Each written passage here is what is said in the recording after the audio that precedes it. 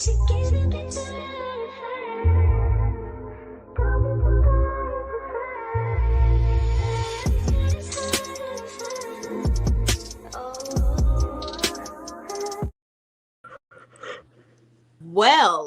hello, everyone. Hey, hello. I was over here vibing. I love our intro. I was definitely over here vibing. Did you hear it? Yep. Mm-hmm. Oh, okay. I think it was muted on my end. Anyway, hello, everybody. Welcome. You know who we are. We are the Unbiased Opinion Panel, where we're going to give you our unbiased opinion, but you're going to hear what we got to say regardless. Okay? Your part. Right. We are talking to you all about the Real Housewives of Atlanta and Love and Marriage Huntsville. Now, we know how y'all act about Love and Marriage Huntsville, so we're going to make sure that we save the best for last for you guys and gals in the chat, okay? Yeah. Mm-hmm. Hello, Jeremy. Hey, Jeremy. Hey, how are y'all? How you doing? Child, I'm out here exhausted. I did a 4-mile walk, and then I had to do a dang near 2-hour live on my own channel for Real Housewives of Atlanta, Love and Marriage Huntsville. Oh, child. Oh, you better work. Yeah, you a little burnt out tonight. We're gonna make sure we take it easy on you this evening.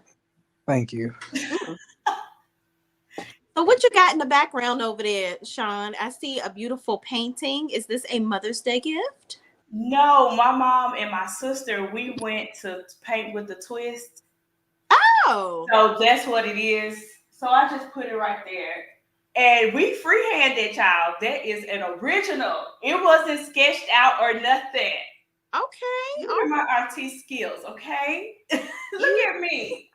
You better come on with the skills. And it started off rough. I was like, this ain't gonna be right. This ain't gonna be right. But at the end, it started coming together. I said, look, this all I got. I ain't got no more. Girl, I'm done. I was done with it. I said, this is it. We'll figure out the rest. Long as you had a good time, that's all that matters. We did. We had a good time. How was your Mother's Day?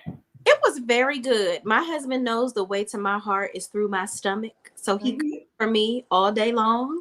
He made brunch and he made me dinner and several beverages throughout the day. So I'm good. I didn't have to. He took me to a restaurant on Saturday, but Sunday, I just want you to cook. That was nice. Yeah. Oh, it was cool. So, y'all, let's get into Real Housewives of Atlanta, season 15, episode 2, Sisters Before the Misters. Okay. So, y'all, this episode really, they are really trying to shove Hotel Holt down our throats. I just don't understand why they have Leisure Suit all up and through the video.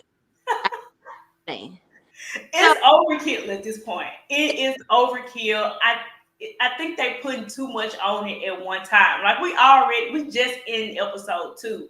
Why is it the need to put it in overdrive when it comes to them? They okay, we get it. She ain't the first man, it ain't gonna be the last. No. Yeah. It's you know what, he got more camera time than Marlo. Ain't that nothing? He got more camera time than Drew. And she a whole peach hole down here. There you go. Hell, her husband got more time than her last episode, but you ain't heard that from me. But the episode starts off where Courtney and Candy are still kind of going at it. Candy is like, she over here bucking at me. She bucking at me. I don't like it. I'm about to choke her. About to put my hands around her throat from down here. Okay? I'm gonna get you. Candy ain't playing them games. But then we got over in the corner, we got Kenya and Sheree still talking about the whole situation with Martel. Everybody takes a intermission, and then they go and play some games. And then Kenya and Candy go and relocate to another corner. Courtney comes over there, and Candy is like, why are you over here? Okay. And then Kenya is like, my friend is not really feeling you right now. Why are you over here? And I like that Kenya did that, because that shows, listen, we see what you're trying to do. You're over. And this ain't the time or the place. Like you had your little Yep. argument. You made Candy the beat, like Candy said. Mhm. So beat it. Get on out of here. Okay. Yep. Beat your feet out of here. All right. Mhm. So then you have Sheree coming over to have the conversation with Kenya again about this whole Instagram message with Martel. So Kenya says it was 6 months ago. She shows Sheree the message. There was no message in Kenya's inbox. Then Martel comes over. He was like, oh, she probably accepts everybody's messages. I said, now look at the hoe calling somebody a hoe. I said, now this don't even make no kind of sense.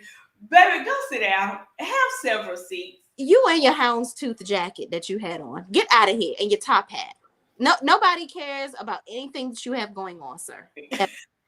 So he comes over there. Now you can tell Martel don't really drink like that, because when he starts drinking, he get activated. So he's activated at this point, and he's coming for Kenya. And Kenya is like, everybody in my inbox, like, who are you really gonna let him talk to me like that? Like, this is crazy. She's like, that's a bit aggressive, and she tried to laugh it off in the beginning, but then realized, oh no, this Negro over here, this is just how he act.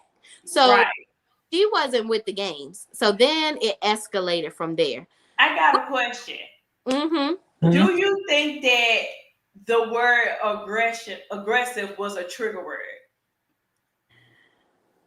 Yes and no. And if you are a grown man, okay, that wouldn't bother you. And you know that these cameras is here all up on you, and you already have been labeled aggressive on your own show. Mm-hmm. People, it's not like this is not a word that hasn't been used as it pertains to this said man before. You know what I mean? So I think that while we have to consider the source, which is Kenya, the whole Ross situation, was that a bit extra? Absolutely. But in this situation, I disagree. Definitely on it. I disagree. The Ross situation was definitely warranted. And if any man's coming at you for no reason, unwarranted, telling you don't F with my wife, well, your wife doesn't need to be on the show then. Like that situation, Kenya wasn't cussing, Kenya wasn't going off. She was calmly talking to her. And if you feel that your wife cannot handle this group of women, don't go off on her. Take your wife and you leave. Don't tell me don't cuss at me. Like, and a lot of y'all keep on talking about, well, a man is supposed to defend his wife from what? What was Kenya doing that deserved her to be cussed at? And then a lie after the fact and say y'all was talking to production. Well, if you're talking to production, you need to voice who you talking to. Put a name on it. Okay, yes, with the directions of the talking to. All right. Now y'all will have to tell me about last season, because I ain't watched last season at all. Nope, I did. I haven't watched this show in probably about 3 years. This is my first time watching it. Sanya was getting called out for being fake again, like she's getting called out this season. And she was backpedaling, and Kenya was holding her accountable and saying, well, no, I'm not finished speaking. Actually, such and such and such and such. And then Ross stood up. Mind you, this is a whole like calm conversation. Stood up. Don't F with my wife. And Kenya's looking like, what? Yeah, she was a little lost in that. Now, do I think that Ross is an aggressive person? No, but did he have to curse? I think that he's an aggressive person. I just don't think we've seen it on camera. The way that Sanya talks to him, the way that Sanya walks on eggshells, and the way that she doesn't fully express herself allows me to know that he's definitely had some type of, aggressive tendencies in the past, let alone the best friend that he keeps that was dogging Sanya's sister out. Yeah, that's now her husband. Yeah, so he's definitely aggressive. Why are we doing this? Like, why are we saying, oh, we can't call black men aggressive? Like, what is that about? Like, why are y'all putting on y'all capes again? I thought y'all folded those things and put them away. First of all, I didn't say we couldn't. I just asked I'm not talking about you. I'm just saying. Period. Oh, I'm like I was asking you, do you think it's a trigger word? Like y'all's like seeing black women stand up for men who are not only are abusive, but for what? It don't make sense to me. think that was just an overreaction. He just didn't want to. He wanted to look like he was taking up for his wife, and he didn't want to look soft because he seems like a teddy bear. Like it's just, I feel. Who seemed like a teddy bear? Ross, I feel like behind closed doors, he may be a little more aggressive with Sanya, but I think in public, he tries to, portray this silent lamb image. Okay. I'm gonna have to watch him this season because I like I said, I didn't watch him last year. He gotta stay in the room with Sanya when it's her family, but he don't got nothing to say when everybody out in public. But I will say, to Jeremy's point, I do think that a lot of men always mess up right here when they own these type of shows, because it's one of them things. Let women handle women business. Why are you even? Yeah, why are you in? Right, like walk away. This has nothing to do with you. Just be like, oh, okay, child, I'm gonna let y'all have this. I'm gonna go over here to the bar. Todd, you want to go with me? Blah blah blah. You want to go with me? And leave it like that. But getting up talking to the women like that, I do feel like it is unnecessary, especially when it's the women going back and forth. If nobody man has jumped in, you don't need to jump in. And then it was like so shocking to me. Like, it was like, Sheree, you're talking about black men are not aggressive and black men are not this, and you standing up for black men, but didn't Bob use your neck as a stress ball? So at the end of the day, you're just a statistic to prove that, once again, that they are aggressive on average. Not a stress ball, honey.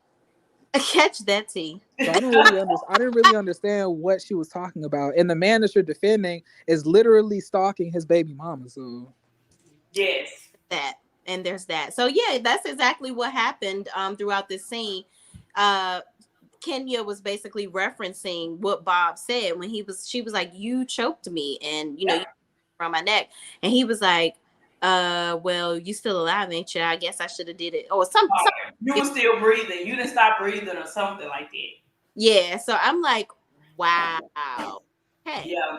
And Kenya is just referring to how Sheree has just not made good decisions, period, as far as it pertains to her relationships. So she's concerned about her choice with Mr. Martel, considering his past. So she's like, once a cheater, always a cheater. She was like, you will never talk to this queen like that. So I was like, yes, Kenya, please let this man have it, because I am so sick and tired of on LAMH. They never check Martel. Never. I want to see him get checked, boxed, circled, dotted on the top, all of that in this. Yeah. I want to see it. And the difference is that he holds a lot of their secrets. It's my opinion, y'all. He holds a lot of their secrets over there. He don't know nobody over here with ROA. So they don't give a good doggone what you bring, because I'm gonna air you out. You don't know nothing about me. And even when he tried to do that, like you said, kind of call her out with the, oh, you accepted everybody. You are too. Like, what are you talking about? Everybody's DMs. How about that? And you in everybody's we're not gonna say everybody that'll let you get in there. Yeah. Draws. But y'all, this whole scene, I just feel like with Martel, it's just a lot of coddling a little bit still. But do y'all notice how Andy Cohen, I feel like Bravo is a little shady, because you notice how they always shady. Bravo's somebody that does like blogs for Bravo on the internet, like the ones you read, they brought out the fact that Martel was $10 million in debt. But then on the show, they try to act like Martel has some money with him coming in these suits and all this stuff. But then on LAMH, he goes and talks to, we'll get into that, but he has that conversation with Maurice where he's saying, yeah, and I'm getting my credit together. I'm like, okay, are you on OWN trying to counter everything that they're basically putting out about him from Bravo? Y'all countering it in every episode? I thought that was kind of weird. How is he $10 million in debt? I don't even know. You would have had to make that much money to be $10 million in debt. Like, how much are you putting on your credit cards? How much did you finance with these homes that y'all were building? Like, it probably could be with the land and all of that. Probably more on the business side, to where he may be in a hole, maybe not personally. maybe business side to where I he mean, had like, paid loans back. so he actively owes $10 million. That's what the article is old though. This is from like when they first got divorced, but he filed bankruptcy as well. Mm-hmm. Oh, so if that means that he filed bankruptcy, it means that's been absolved. Yeah, Right? I'm sure a lot of it has. Some of it. So they he motioned to not have the house included, so they could keep the house, and then I think they ended up selling the house.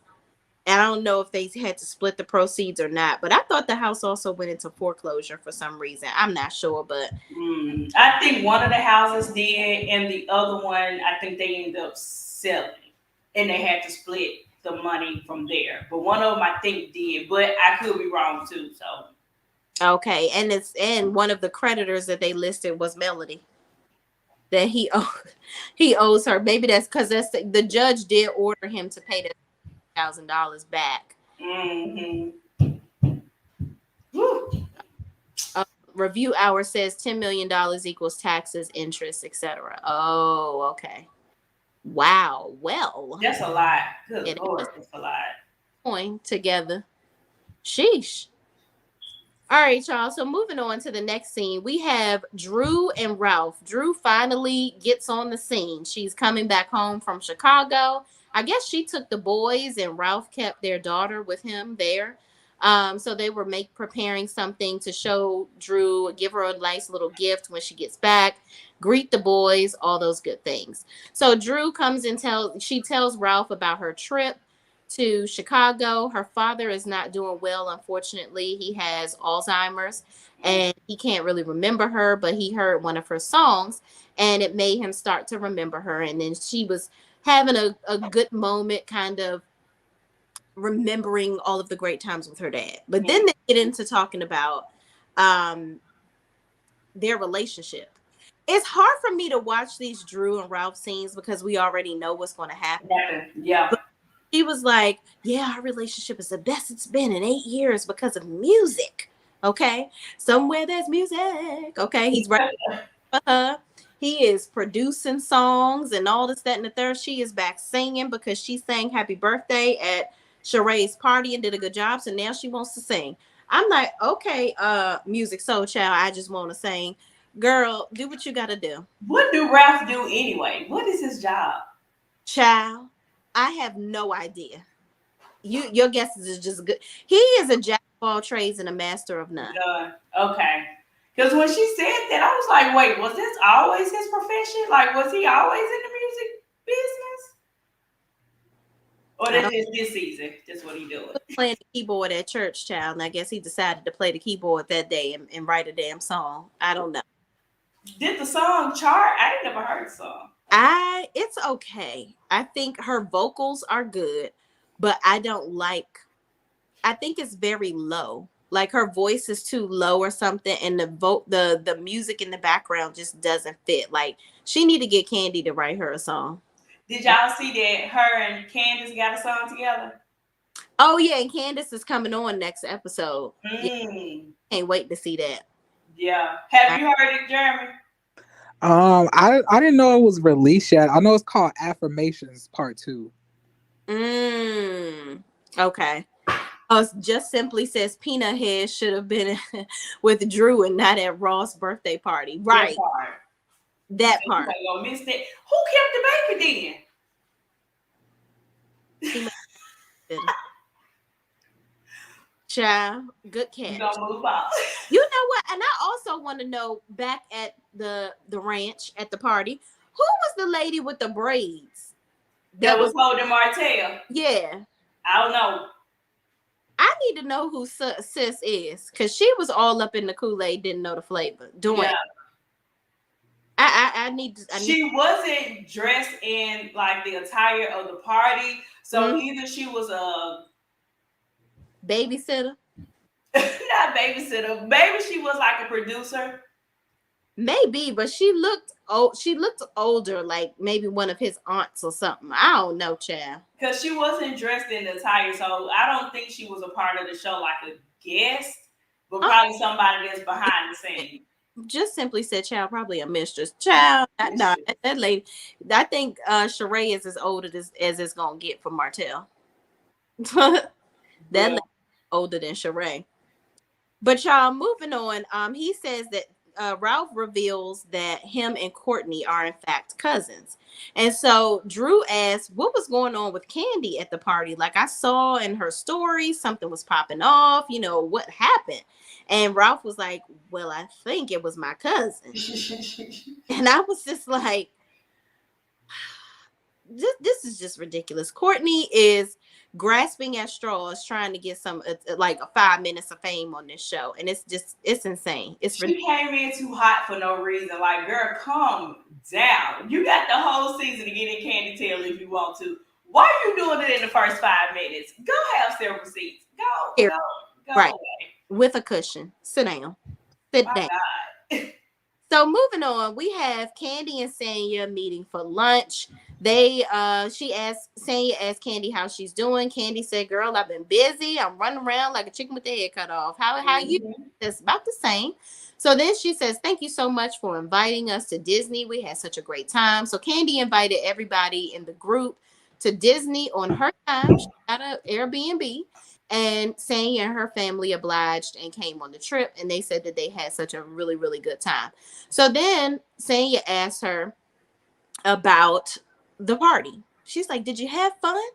And Candy was like, I mean, yeah, I had a good time, except for the bobblehead. She was like, she was all up in my face. Like, that was obviously not something that I had a good time doing. Mm-hmm. And so Sanya was like, yeah, I was at Sheree's house and, she was talking about this and that and the third, talking about you didn't know her. You said you knew her and all this, that, and the third. And then she said that you brought some people to her restaurant and it made it ghetto or something.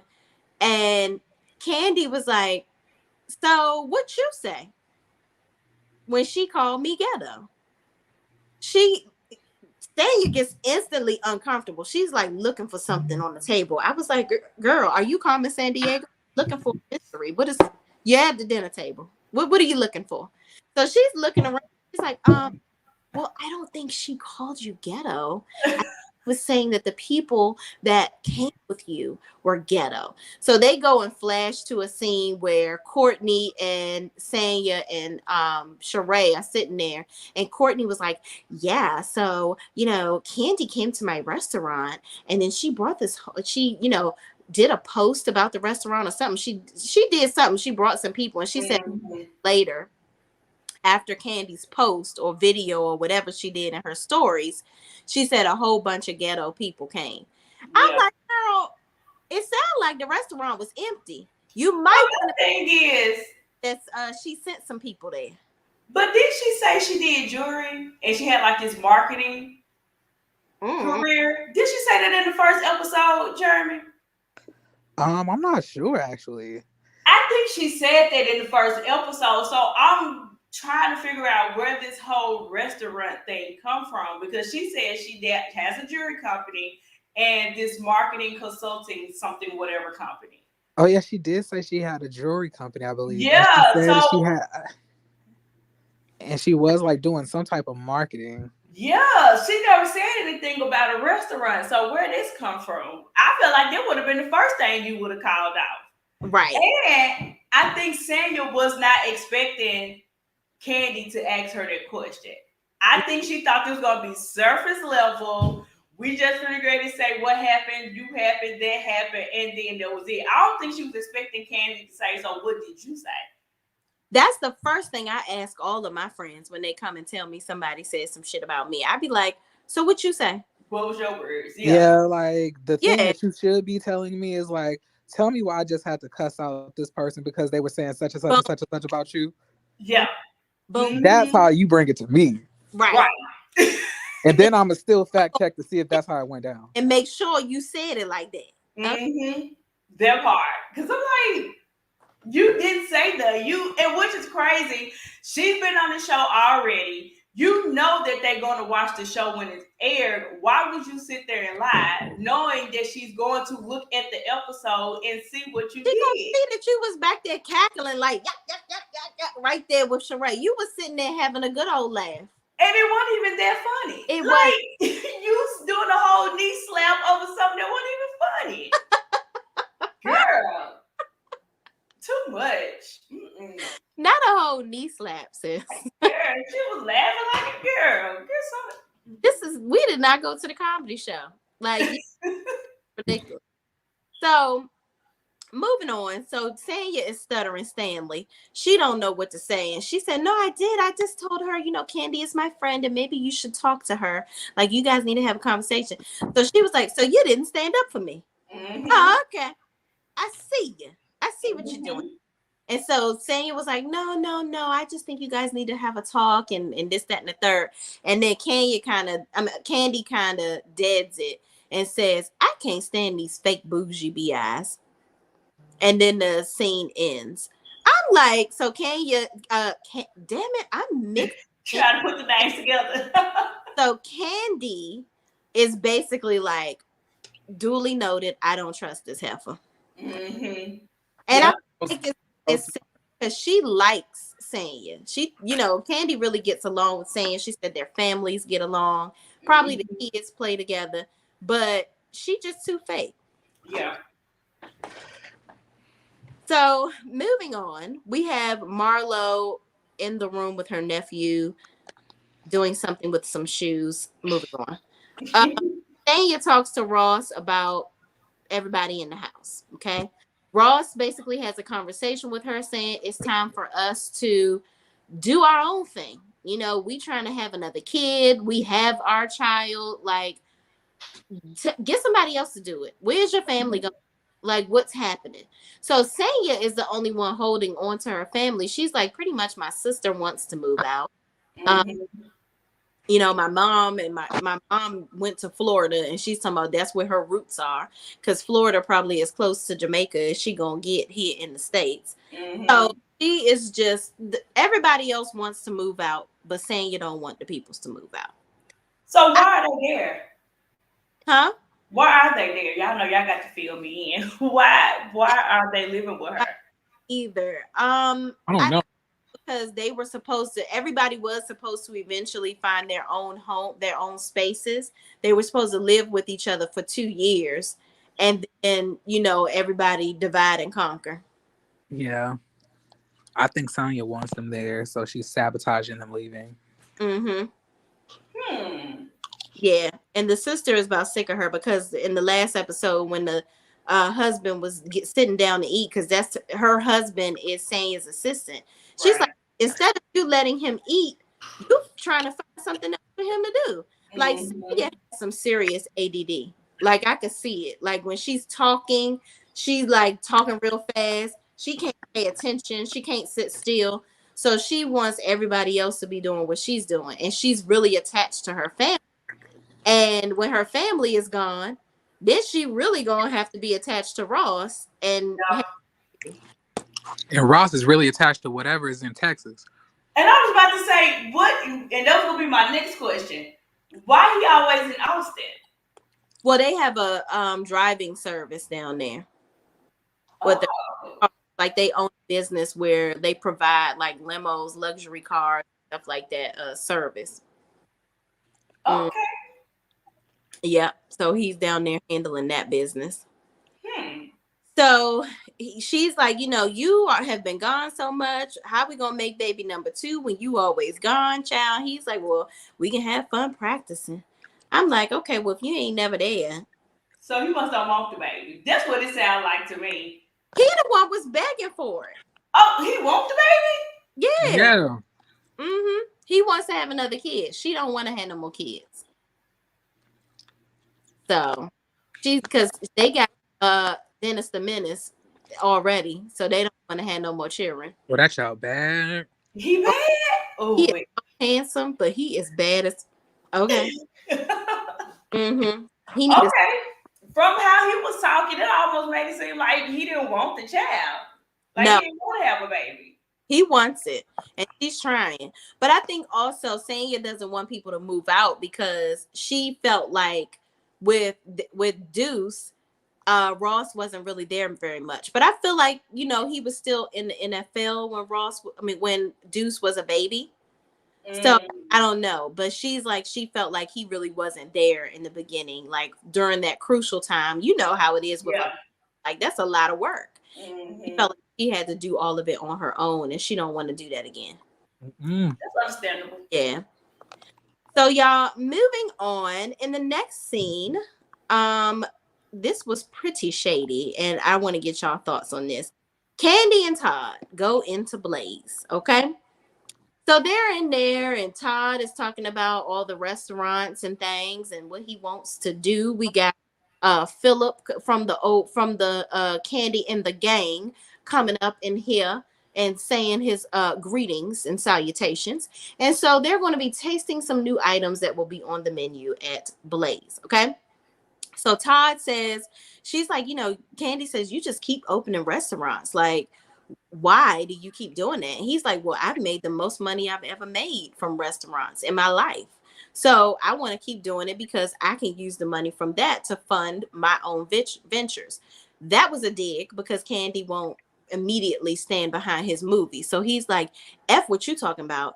I'm going to go ahead and get the money from these restaurants. I'm going to go ahead and open up this Taco Tuesday Mexican restaurant. And then I'm going to open up Ace's Pizza, okay? And whatever else I want to do with your money after that. Ooh, not your money.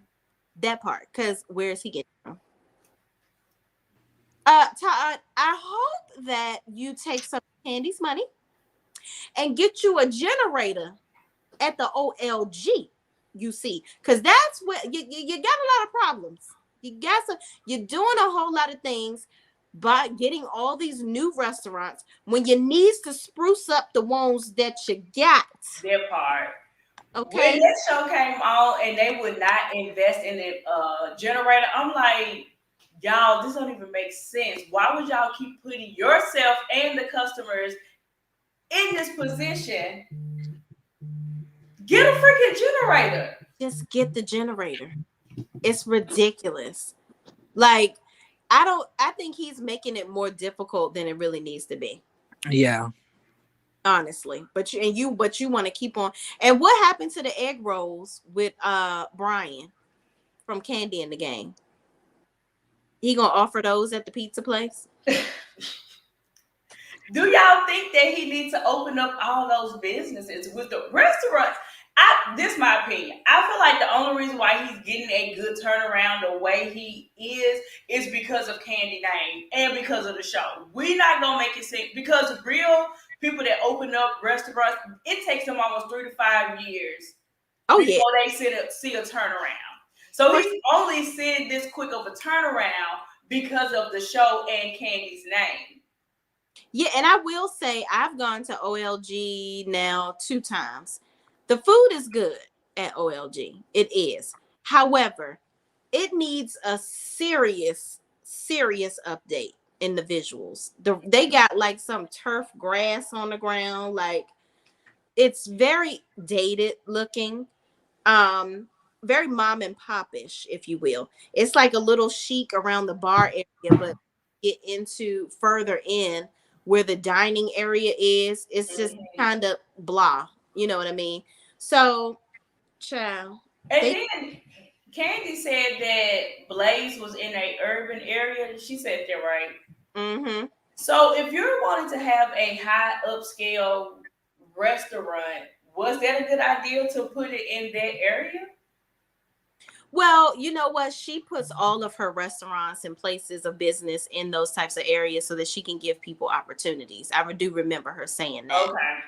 So, but I'm like, you also have to be mindful of where you're putting stuff to make sure that you can get the clientele that you're creating the business for. That's like putting a True Lux in Southeast DC in the ghetto. Mm-hmm. Probably not going to do that. Because they're not going to have the money to be able to afford. Go in there. Mm-hmm. Nobody's going to frequent the ghetto to go there. Right. And they're going to rob them. So, for all the crab legs and the heavy butter. Okay? Yeah.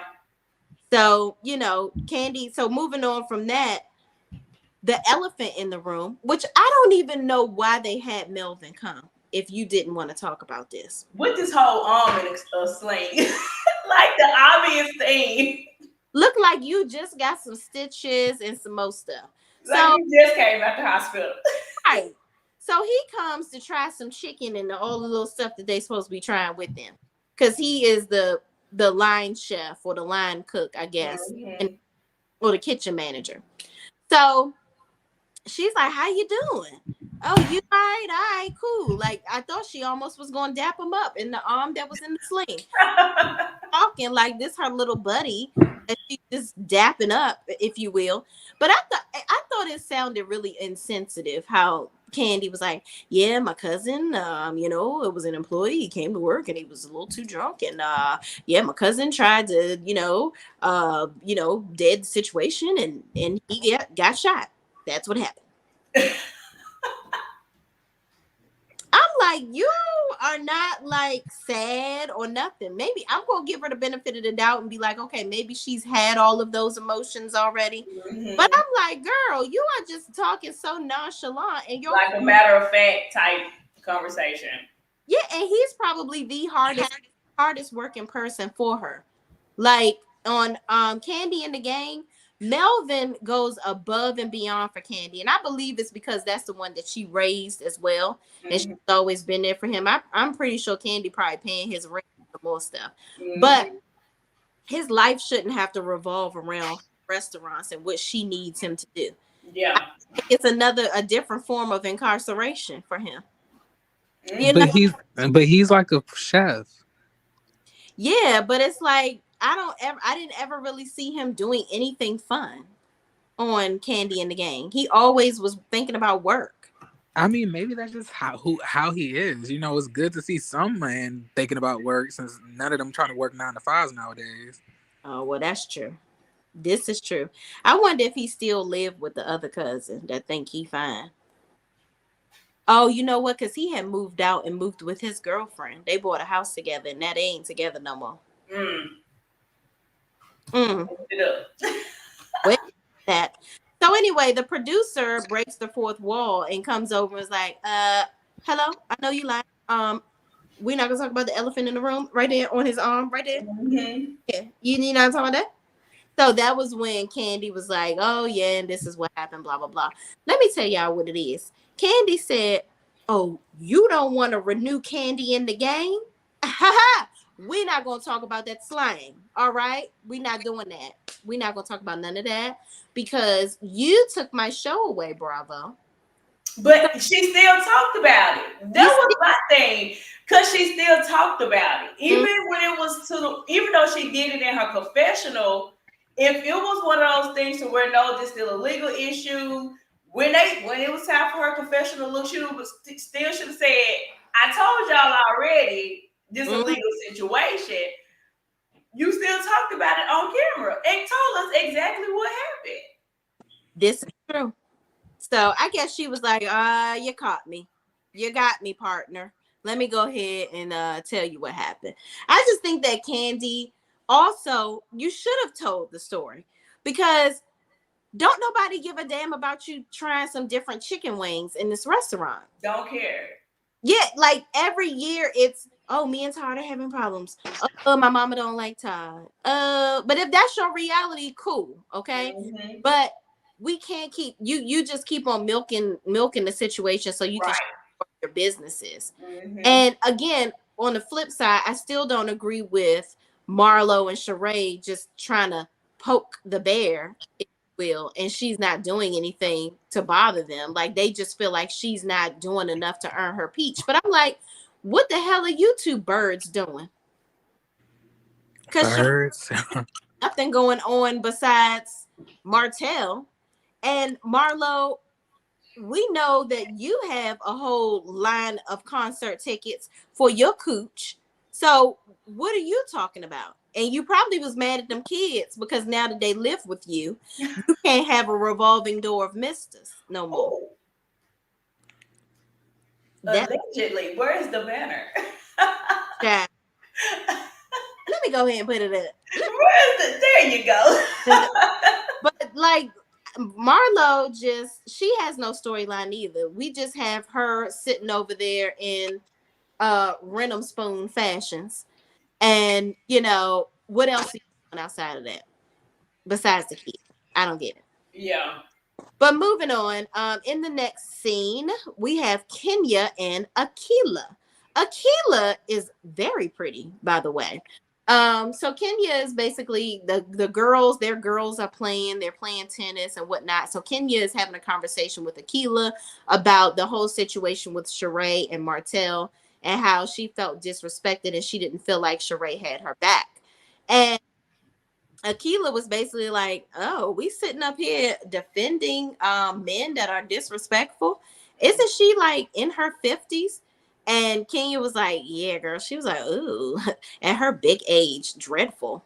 Like, I'm just like, So Kenya was having a good conversation with Akila because she feels like, so Akila is married to a football player. I think he's a running back or something like that. My husband, I was like, you know who he is? He was like, oh yeah, I know him. He used to play for the 49ers. I'm like, oh, okay, but he don't play for them no more. But yeah, so her husband is not a 49er. He plays on another team. He's a running back, and she's a WAG, Wives and Girlfriends. Did y'all used to watch WAGs? I did. I loved WAGs when it came on. That was my show. Yeah, I never seen it. What? Oh my god, that was the best show ever. Yeah, I just want, I wish they would bring Akila on the show. Akila seems really pretty. She's very attractive, very relatable, likable. She was talking, unlike Martel did on the first season. Jeremy? Look, I'm cool with Mangetta now. I'm living for Mangetta. She said, you know what? You got the right one, baby. She gonna talk and she gonna have a good old Kiki with the girl. Yes, I've been enjoying Mangetta this season. Yeah, she's getting after it, so I can appreciate her this season. Okay. I still do miss Latoya. I feel like she deserves another chance though. But all right. Ciao. Wait a minute, the blogger lady? Yes. She wasn't a blogger. She was. No, she did a YouTuber. Yeah, she was cool. I liked her. She was she gave a lot. She can only come back if. But was she giving a lot, or wasn't everybody not giving enough? I think it's a little bit of both. Like, I liked her, and I feel like she deserved another season. I feel like she put in a lot of work. But I will say this though, I do think that when people come on, unless they just super dry, I do think people do deserve like a second chance. Because it is one thing kind of coming in, trying to get your feet wet, let me feel out everybody. So I don't know, I guess. It's a no for me, dog. No. In the next scene, we have Sanya and Sheree talking about Kenya using the word aggressive. Okay, so Sanya is in agreement with her. She's like, yeah, because she tried to do the same thing with Ross, and you got to be very careful about that. And then Sheree talks about her grandchild, and she calls herself a grandma.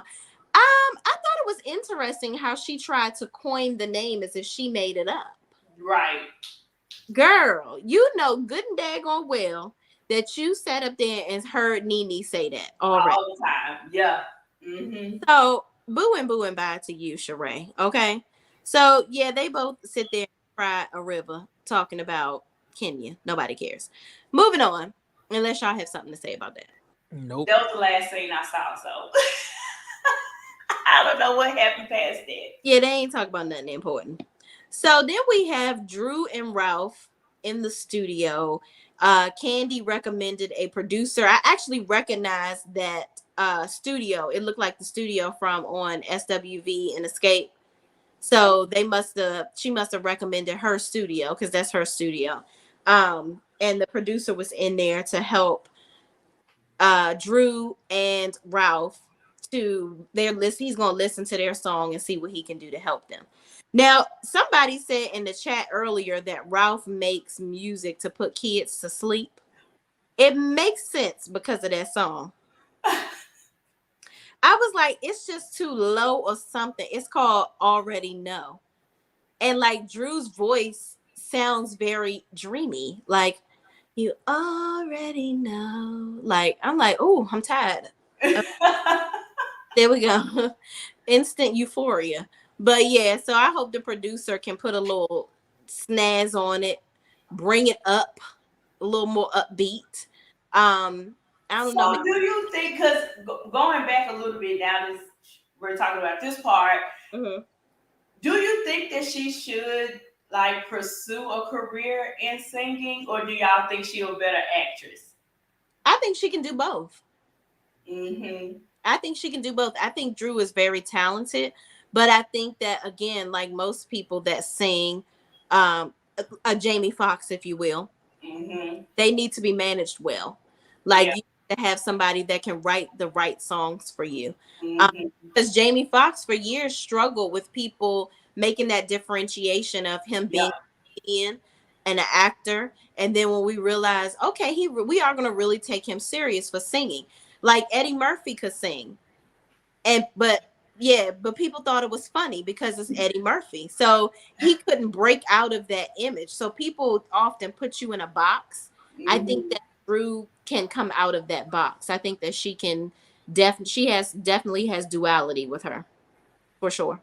Mm-hmm. Yeah. I think I would like her as an actress better. Yeah, I think I would love to see her sing, but then it's like performance wise, how's that going to work? But then again, I never thought that I could see Candace as a singer, but I can see her as a singer. Mm-hmm. So I don't know. I think with the right music and the right atmosphere, somebody to like prop Drew up correctly, I think Mm-hmm. she'll work out. Do you think everybody wants this Cardi B effect? Yes. Mm-hmm. I I, think so too. I think everybody deserves a chance to try. Yeah. I Mm-hmm. think a lot of people want the Cardi B effect where they came in 2 years, boom, she out, and now she's this mega superstar. Mm-hmm. Britt said, "O'Shea, no, ma'am. Eddie Murphy sounds awful." That's why I gave you that look. I'm like, Eddie cannot sing, child. But I ain't gonna come for you. I'm gonna let you have it. What's that song he has? Party. My girl wanna party all the time. My girl wants to party all the time, party all the time, party all the And time. that's how he sound, like how you sound. That's exactly what Eddie sound like. He sounded good. He sounded good on Dreamgirls.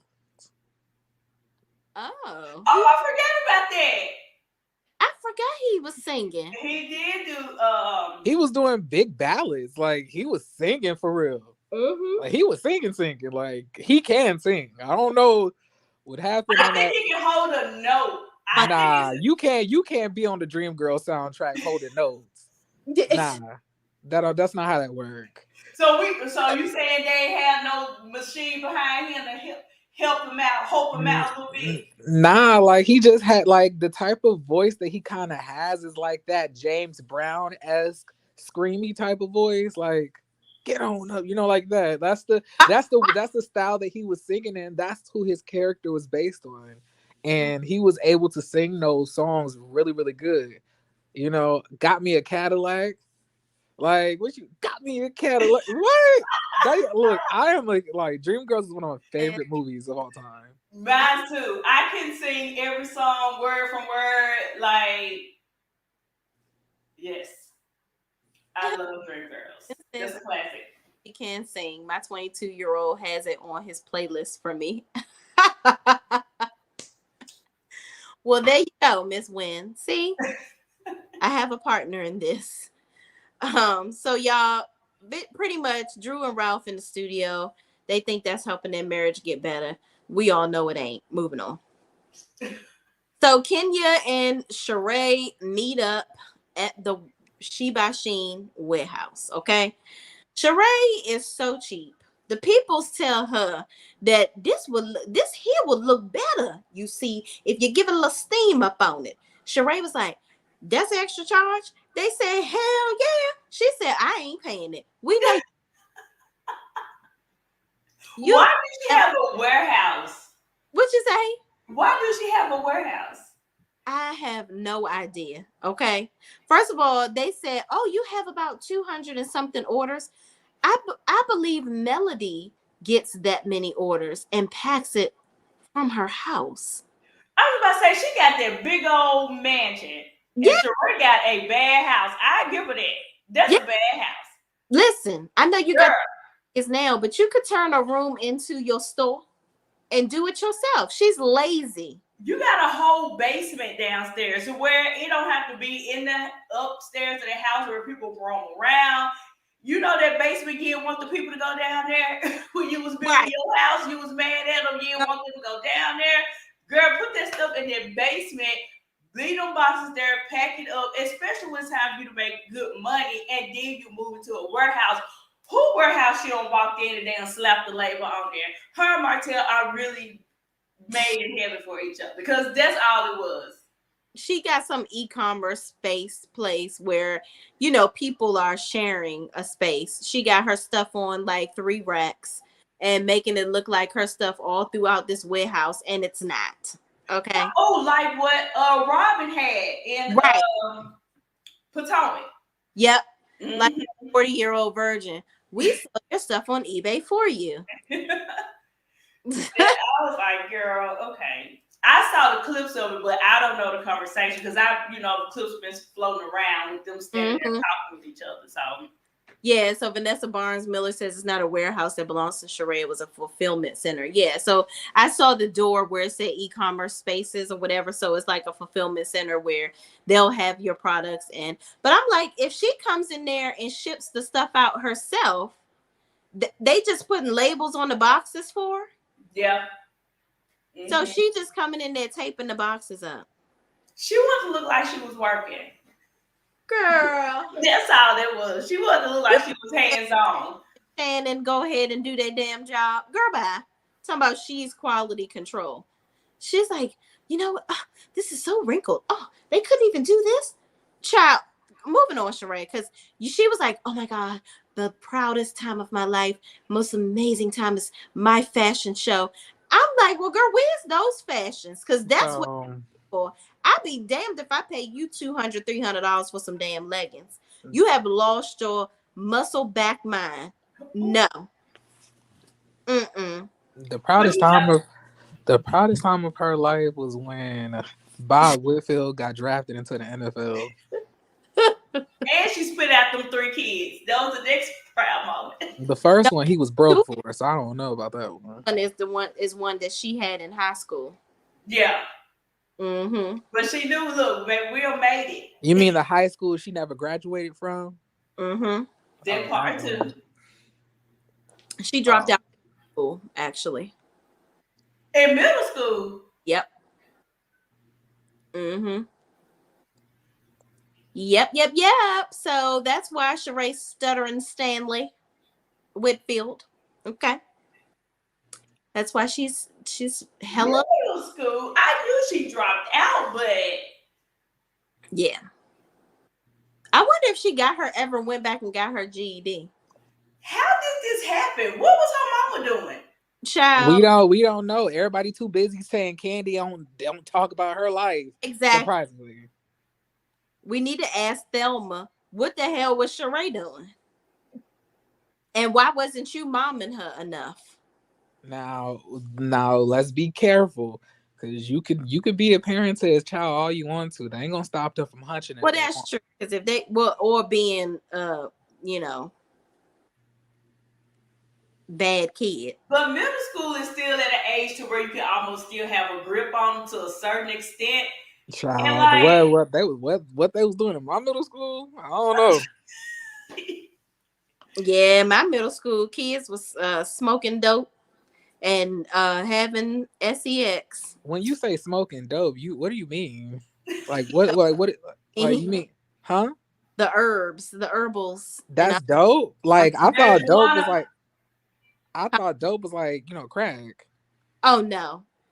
I didn't want to say the words. So I think you mean smoking pot. Pot. Oh, that a word. See, I'm old. Dope definitely means crack. That definitely means crack. I'm pretty sure. Look, Jeremy, don't be trying to tell our age. I know, right?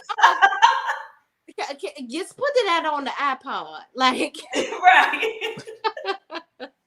Y'all, I had my old folks moment. I was on my phone. I was like, "Why my flash ain't on my camera?" Yeah. I had to tell my daughter Trent, "Why my flash ain't working?" She was like, "Mama, you gotta swipe it up." I said, "Oh, okay."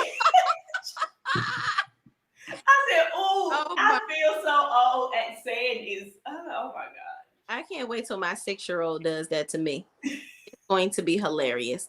Some in theory too says, did they ever get into the story about Sheree's mom missing a couple of years ago? Oh, her mama was missing. Oh yeah, I do remember that being the thing. She was looking for Thelma. I said Thelma was with her mind. She was tired of paying all y'all bills and stuff. Right. She left. She like, you gonna stop using my credit for every daggone thing, okay? Child. All right, y'all. So let's go ahead and get into Love and Marriage Huntsville. But before we do that, I'm gonna need y'all to go ahead and subscribe. Okay, you may keep this video temporarily just to go ahead and subscribe to my girl Conversations with Sean, and go ahead and subscribe to at Jeremy Speaks TV. Okay, and go ahead and like the video. Yeah. Work. To me, I get work. See me do me dirt. So me for that work. When you walk a line. In the cafe, drive me at dessert. Let the devil lurking. Yeah. You make a like, now you don't like it. You know I dealt with you the nicest. Nobody touched me in the right. Nobody touch me in a crisis. I believe that all of your dreams are duration. You took my heart, all my keys, and my patience. All right, y'all. Let's get into Love and Marriage Huntsville. All right. Now, y'all, did Jeremy just take a big breath? No, that was Sean. It was me. But I did it spiritually, though.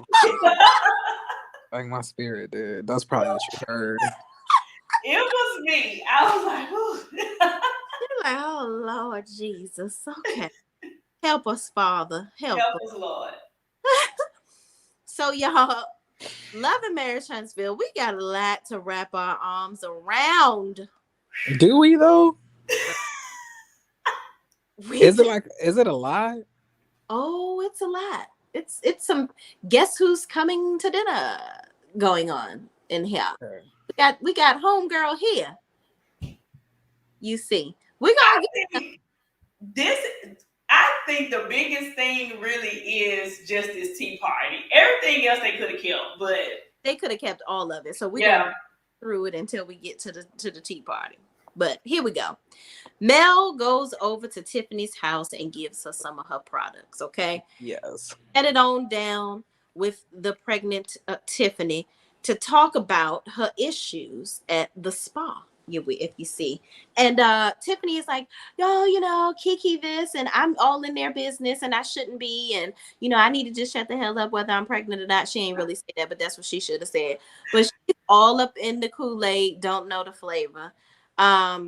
Yeah, don't know what we really have to say about that, but she tells her about the tea party, and then they go to the tea party. But one thing I will say about this whole situation, she did tell her about Martel coming to the kid's birthday party and being uninvited, and Tiffany seemed to have some type of, you know, sympathy for her, like, why did he come, you know, if he wasn't invited, blah blah blah. But I'm like, I see Tiffany being shady about this later on. I just feel like Tiffany is just being extra shady already for no reason. What do y'all think about the Tiffany of it all? I want Tiffany to get popped. I'm sorry, pregnant or not. She, like, you feel like her face isn't pregnant. Yeah. So I'm getting real sick and tired of, like, I feel like she's only saying, like, she's only having this energy, this aggressive energy with everybody because she's pregnant. And she feels that she can't be touched because she definitely didn't have this energy last season. Yeah.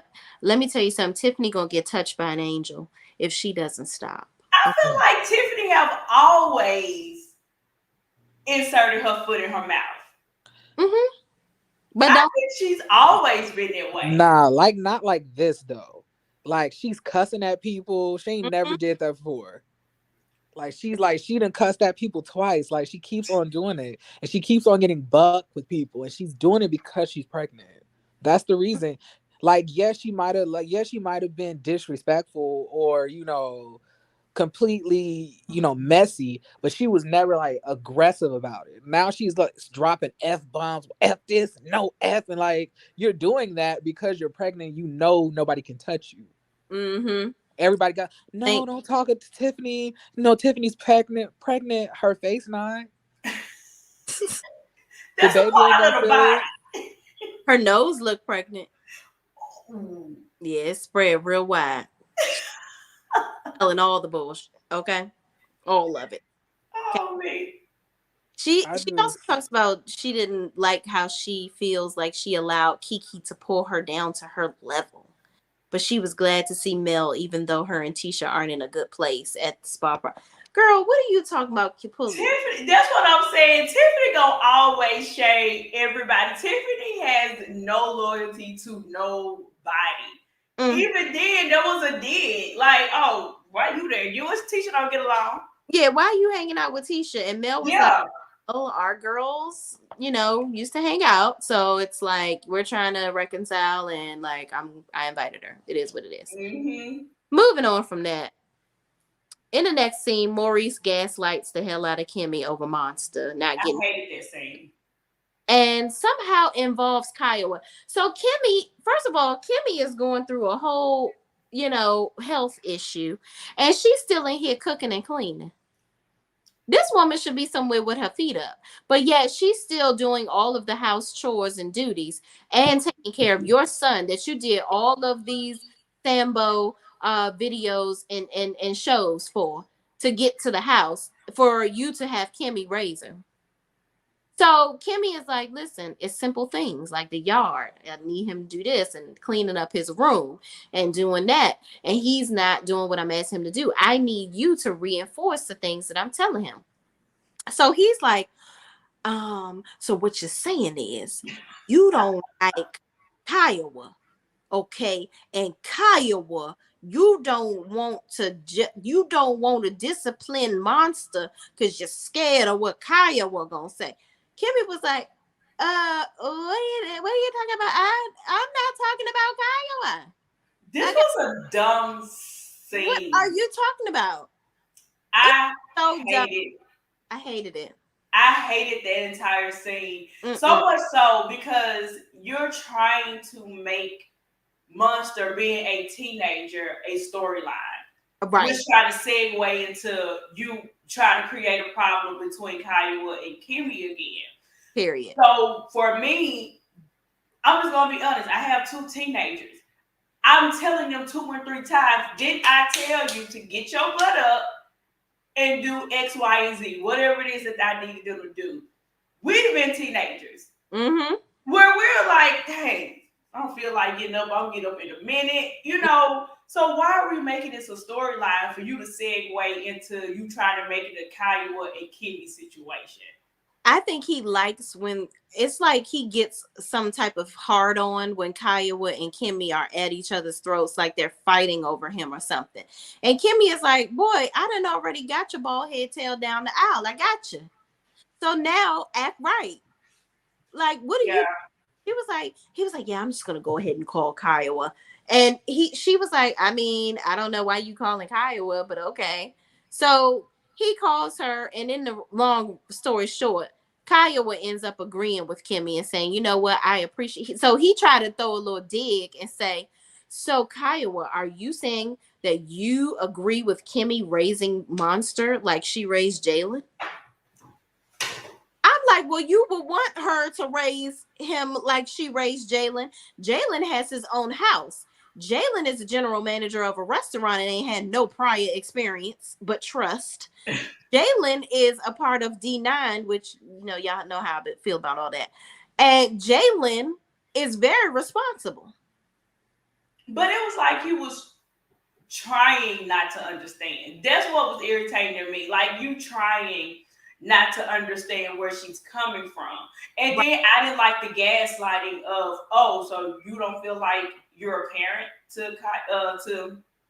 I'm like, she was like, because it's people don't like the way you other people discipline other people's kids or whatever.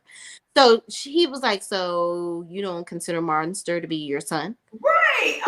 I didn't say that. I love Monster, but what I'm saying to you for the 100th time is I need you to back me up when I am trying to tell Monster what he needs to be doing to stay on track. That's all. And even really, they were, even if she was his bio parent, not even a stepmom, most in a family household, you're looking for the father to go in and reinforce. Mm-hmm. When you ain't listen to mama, I told you, I'm gonna tell your daddy.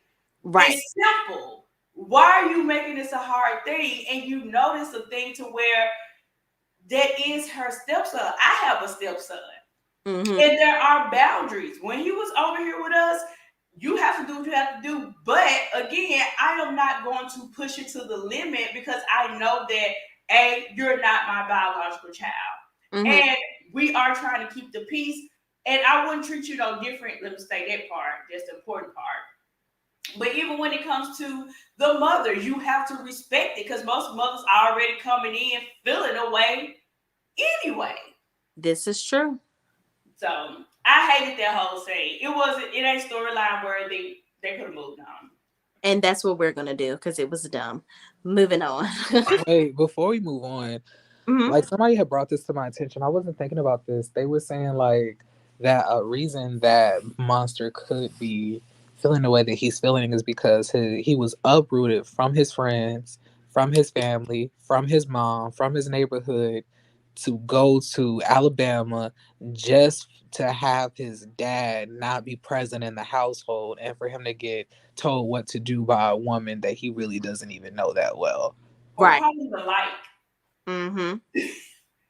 I actually agree with that. I think there's a lot of truth to it. Yeah. And I feel like he wants to go back home to his mom. Mm-hmm. I can see that too. And Maurice probably just trying not to pay child support. So he like, oh, well, he lives here. I don't have to pay child support. Like, but you're not parenting him the way that you said. You sold it. Mm-hmm. You're not doing it. So yeah. Child.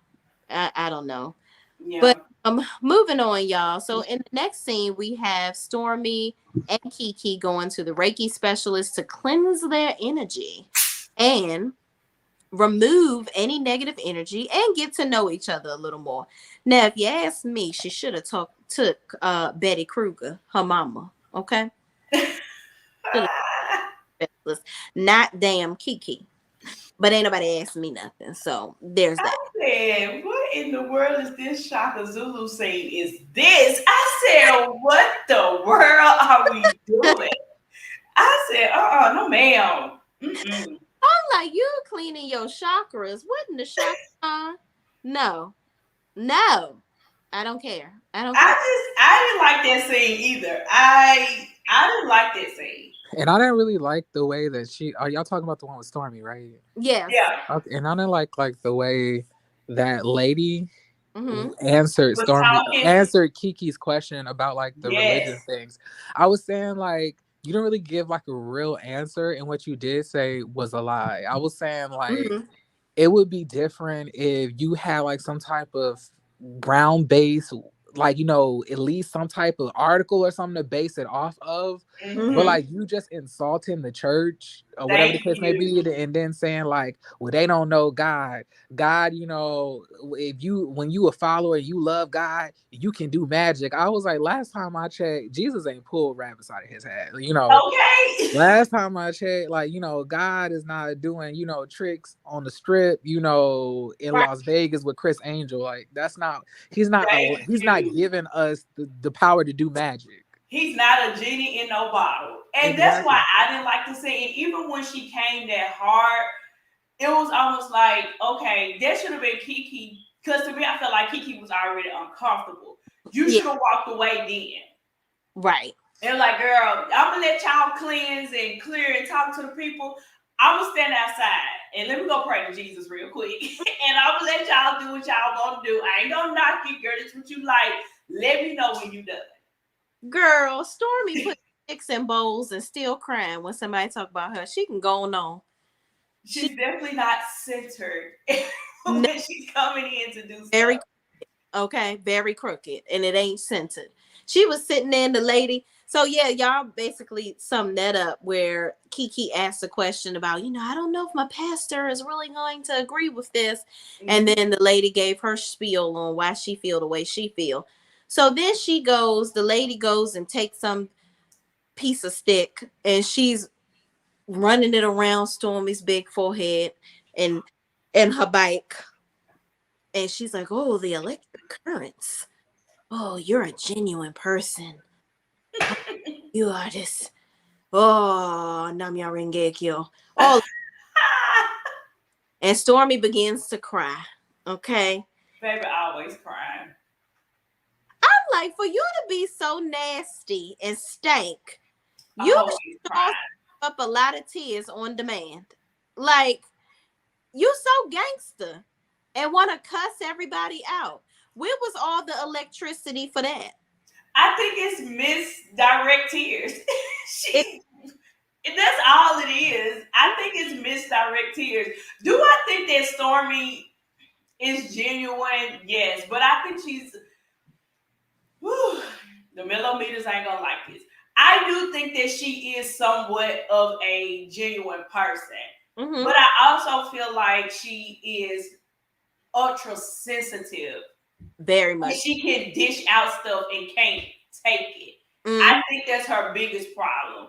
She can dish it, take it, cuss everybody out, do all this and all that, and then when somebody do it to her, now she ready to cry. Now her feelings hurt. I agree, Queen T. Guilt make you tilt, okay? Guilt make you tilt. Indeed. All right. So now the Reiki specialist goes over to Kiki and she waves her magic wand around her and she says, words mean everything. People really listen to you. Your words, you have to be very careful with your words, okay? And she's like, oh yeah, I've been told that. No, Kiki, you've been told to shut the hell up because you're talking. Now she all into it now. At first you just wasn't into it. Now you into it. I'm loving it. That's you all in there. But Kiki, have y'all ever watched any of her interviews? She goes around the mulberry bush to one point. I could never interview her ever. I've only seen one. And I think it was with Scotty. Oh, yeah. That was the only one I've seen was Scotty. I was supposed to do an interview with her, but I canceled. Really? Yeah. Oh, good. I was supposed to do several Love and Marriage Huntsville interviews. Okay. How dope.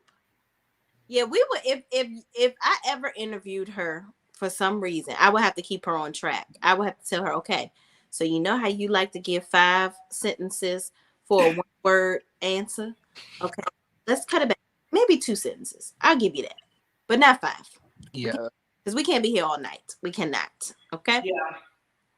So moving on, they begin to have a conversation about Kiki and the whole situation at Mel's house for the sleepover and how Kiki says, you know what, I think you and I have more in common than we really talk about. And when you said what you said about me at Mel's house and the comments that I made, I couldn't do nothing but agree with you. So basically she agreed with her saying that she should have told Kiki to told Stormy to shut the hell up and, caused the whole scene and that she should have never said anything about Tisha. I do agree with that. She should have never made mention to Tisha at all to keep herself out of all of that drama. But Stormy really did the most. But that's why I side-eye Kiki. This is why, and she keep proving why I side-eye her. Mm. Don't get me wrong, Tiffany deserved the smoke, but don't Stormy deserve it too? Because both of them was chomping at the gums. Exactly. Mm-hmm. both of them was getting into your tail, so I'm not understanding as to why. Oh, it's kumbaya moment over here, and girl, we got so much in common, but you ready to roll up on Tiffany? Exactly, because you feel like Tiffany was going to be defenseless because she's pregnant and she wasn't going to come back at you, but Stormy over here cussing and curring on and chomping at the bit. You don't want to go toe to toe with her. And I feel like my personal opinion, I feel like Stormy said worse than what Tiffany said. Mm-hmm. She did, because she actually started it all. And Stormy was trying to get everybody in. And she was like, what's up with it? We're going to throw darts at everybody. Mm-hmm. But I feel like the difference is Stormy had already let us know last season how she felt. So it wasn't a real big surprise. And Kiki had already understood the energy that her and Stormy were on. Whereas Tiffany waited until this season to all of a sudden come out in like this fake ass, like defense of, Tisha. And it was fake. And then on top of that, you're getting all irate. You're cussing and all of the other stuff. Like it to me, it didn't make sense why she was so invested in it after the fact. Right. And all of this really came back around because of Tiffany. Nobody was talking about this no more. No, because they're trying to work on their relationship and move forward. And it's like Tiffany is trying to literally stop and break it apart. And then you're saying that you care so much about Tisha and how she's hurting because family should be, behind family. But then you go behind Kiki's back and talk about Kiki to Tisha. And then you're so stupid. The stuff that you're literally saying Kiki should have did, Tisha did, and went back and told Kiki. And now she telling you ain't got no daddy. Oh my gosh. Like, I don't think she's trying to pick on no pregnant woman. If anything, the pregnant woman is picking fights with her. Like, I don't think that Kiki is going into these scenes trying to come at Tiffany. Tiffany has made it a point at each of these scenes, especially at the beginning of the season, to make it about Kiki and what Kiki did and how it's so messed up. That's why Melody was paying her in the spa. Mm-hmm. But we gotta remember this, and I agree with you, Jeremy. But let's go back again to where Stormy, Tiffany, and Melody was in a different room. Kiki brought up Stormy name and said it was Stormy was the one who was saying all of this, and that's what made them go into the other room because Stormy heard her name. Yeah. So again, that's why I'm saying like Stormy had the most smoke. Stormy is the one who said it out, and you still brought it up by saying Stormy is the one who really got the party started. The thing I'm talking about in general is Tiffany bringing the whole conversation back to this season period, not that specific part. Nobody was talking about this anymore besides Kiki and Tisha, and they were having private conversations trying to mend their relationship again. Tiffany decided to go about trying to resurrect the energy and cause everybody to be at odds again. Now, Stormy and Kiki did have an exchange, and I know a lot of y'all don't remember, but it was cut out because it was shown in previews, but we didn't get to see it. You know what? They had a situation at Mel's skincare event too. Remember last? Mm-hmm. Yeah, one thing Kiki ain't gonna do. I don't feel is like back down from a verbal altercation. It seems that she's very well equipped and she's about that life. Mm-hmm. I don't get that, and I feel like what we seen when her and Stormy was going at it, and the story was like, and I would have hit your right back. Like what was said before that from Kiki to make you say that? We didn't hear any of that. Yeah. Yeah, but the reality is, you started it, Stormy. You tried to get it popping because you was like, yeah, and Maurice too. Like I heard some about him, and Kimmy deaded it. Like just like Kimmy didn't want. She told all of them, I don't want y'all talking about Maurice coming in at 5 a.m. in the morning. So now she's like, oh, and I don't talking about these cheating rumors with Maurice either. So all of them fake. Every last one of them. Mm-hmm. Yeah. So go ahead. I don't know. Why do I sound like I'm Team Kiki? I don't know. I'm not Team Kiki. I'm just pointing out what I feel. You feel like you're Team Kiki? Yeah, I don't like none of these people, honestly. I'm just saying, like, I just don't feel like Kiki is out here trying to start stuff with people. Everybody keeps on trying to initiate fights about what happened last season. Girl, let it go. I agree. I don't think that she is out here trying to start nothing either. I agree with that. I'm just saying, in the sense, the same smoke you giving Tiffany, I think you give that same smoke to Stormy too. She did. Wasn't they cussing each other? I'm saying the stuff that she was saying inside the spot was cut out. So we didn't get a chance to see it. And I want us to not be easily swayed or manipulated by, you know, redactions of, you know, of data off the show, because they definitely did cut out some scenes, because I was excited to see the spy scene, and what I saw, the big argument between Kiki and Stormy, wasn't there anymore. Yeah. And I think that's where we go into editing too. Like you were saying, they removing stuff. How they go from I'm at your neck, we cussing each other out, rah, rah, rah, and now we're at this Zen moment, and girl, we got so much in common.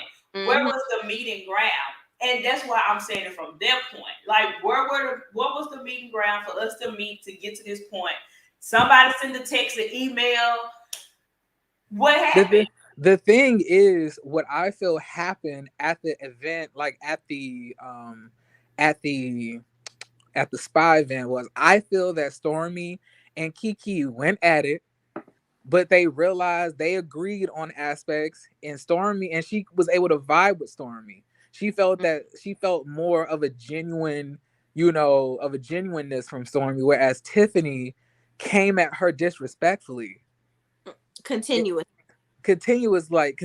Like, I think that's the difference in the fact that Tiffany is going around saying stuff after the fact behind her back to her cousin.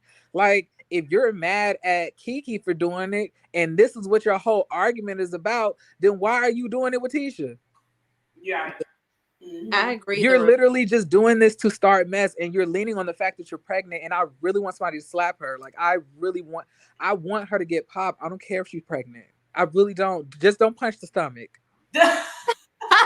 Like, she's like, that's the reason that she's so, and like several people have made that a point to bring up.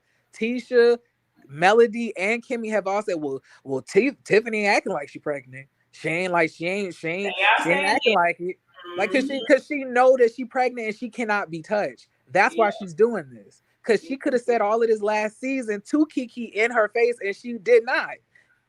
But she does know that she ain't gonna be pregnant forever, right? But whooping on layaway.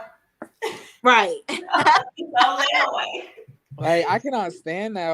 Like, why are you doing this while you're pregnant? And then you're saying, like, you don't want to stoop down to Kiki's level. Kiki didn't start anything with you. No, not at all. Yeah. Leave that lady alone. Like, you bothering her, and get out of her business. Like, girl, you're spending all of this time worrying about her family. Meanwhile, you don't even know who your dad is. Right. Like, your dad is a tumbleweed rolling all throughout Utah, like, you know, Alabama, and you're sitting here trying to focus on Tisha and Kiki's friendship and cousinship.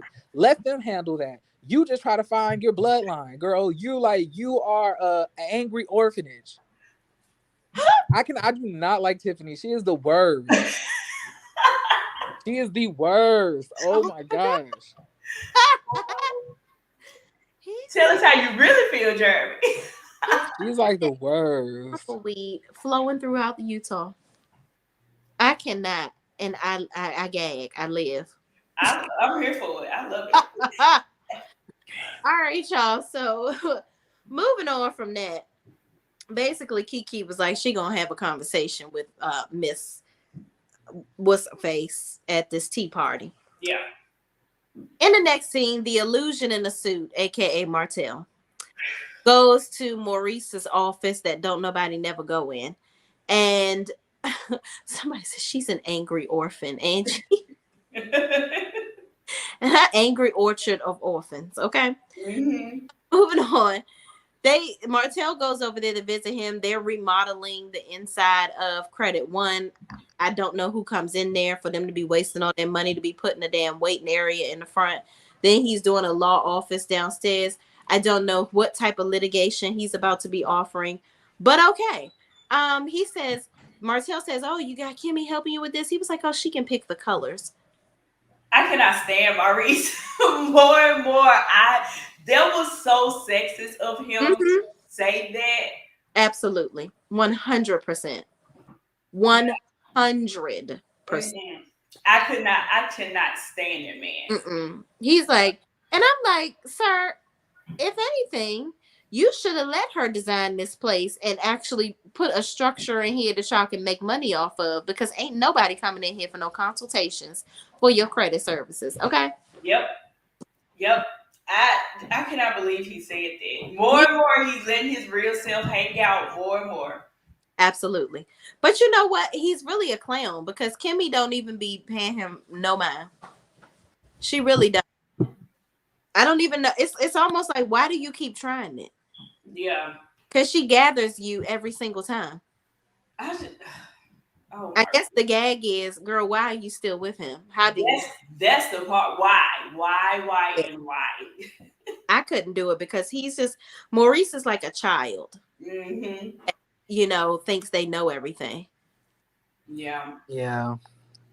But moving on, they end up having conversations about, so Martel tells Maurice, yeah, you know, Mel, I went to the kid's birthday party and she kicked me out or whatever. And, you know, I thought we were doing good. Like, we had good communication and everything, but she didn't invite me to the kid's birthday party. So I had to, you know, she's just mad because, you know, she's not doing what she's supposed to do. And I pointed out, you know, you just said y'all was getting along in one breath. Then you said she don't do what she's supposed to do. And Maurice asked, so what is causing this? Like, do you guys have like a breakdown of communication? What's going on? This is where Martel should have insert the truth and said, well, I did take her to court for full custody because I was tired of all the babysitters. They know that, though. They know that, like, this isn't no secret at this point. Right. They're acting like they don't know, which is pissing me off. It's absolutely pissing me off. Yeah. Like, they have no idea, because Maurice is like, well, you know, if nothing's going on, you know, you guys should be getting along. Like, it's for the kids. It's for the kids. No. Bro, at this point, F them kids. Like, I watch it. Like, I watch a specific YouTuber and I love her reviews and everything else like that. But she was making that a point to bring up.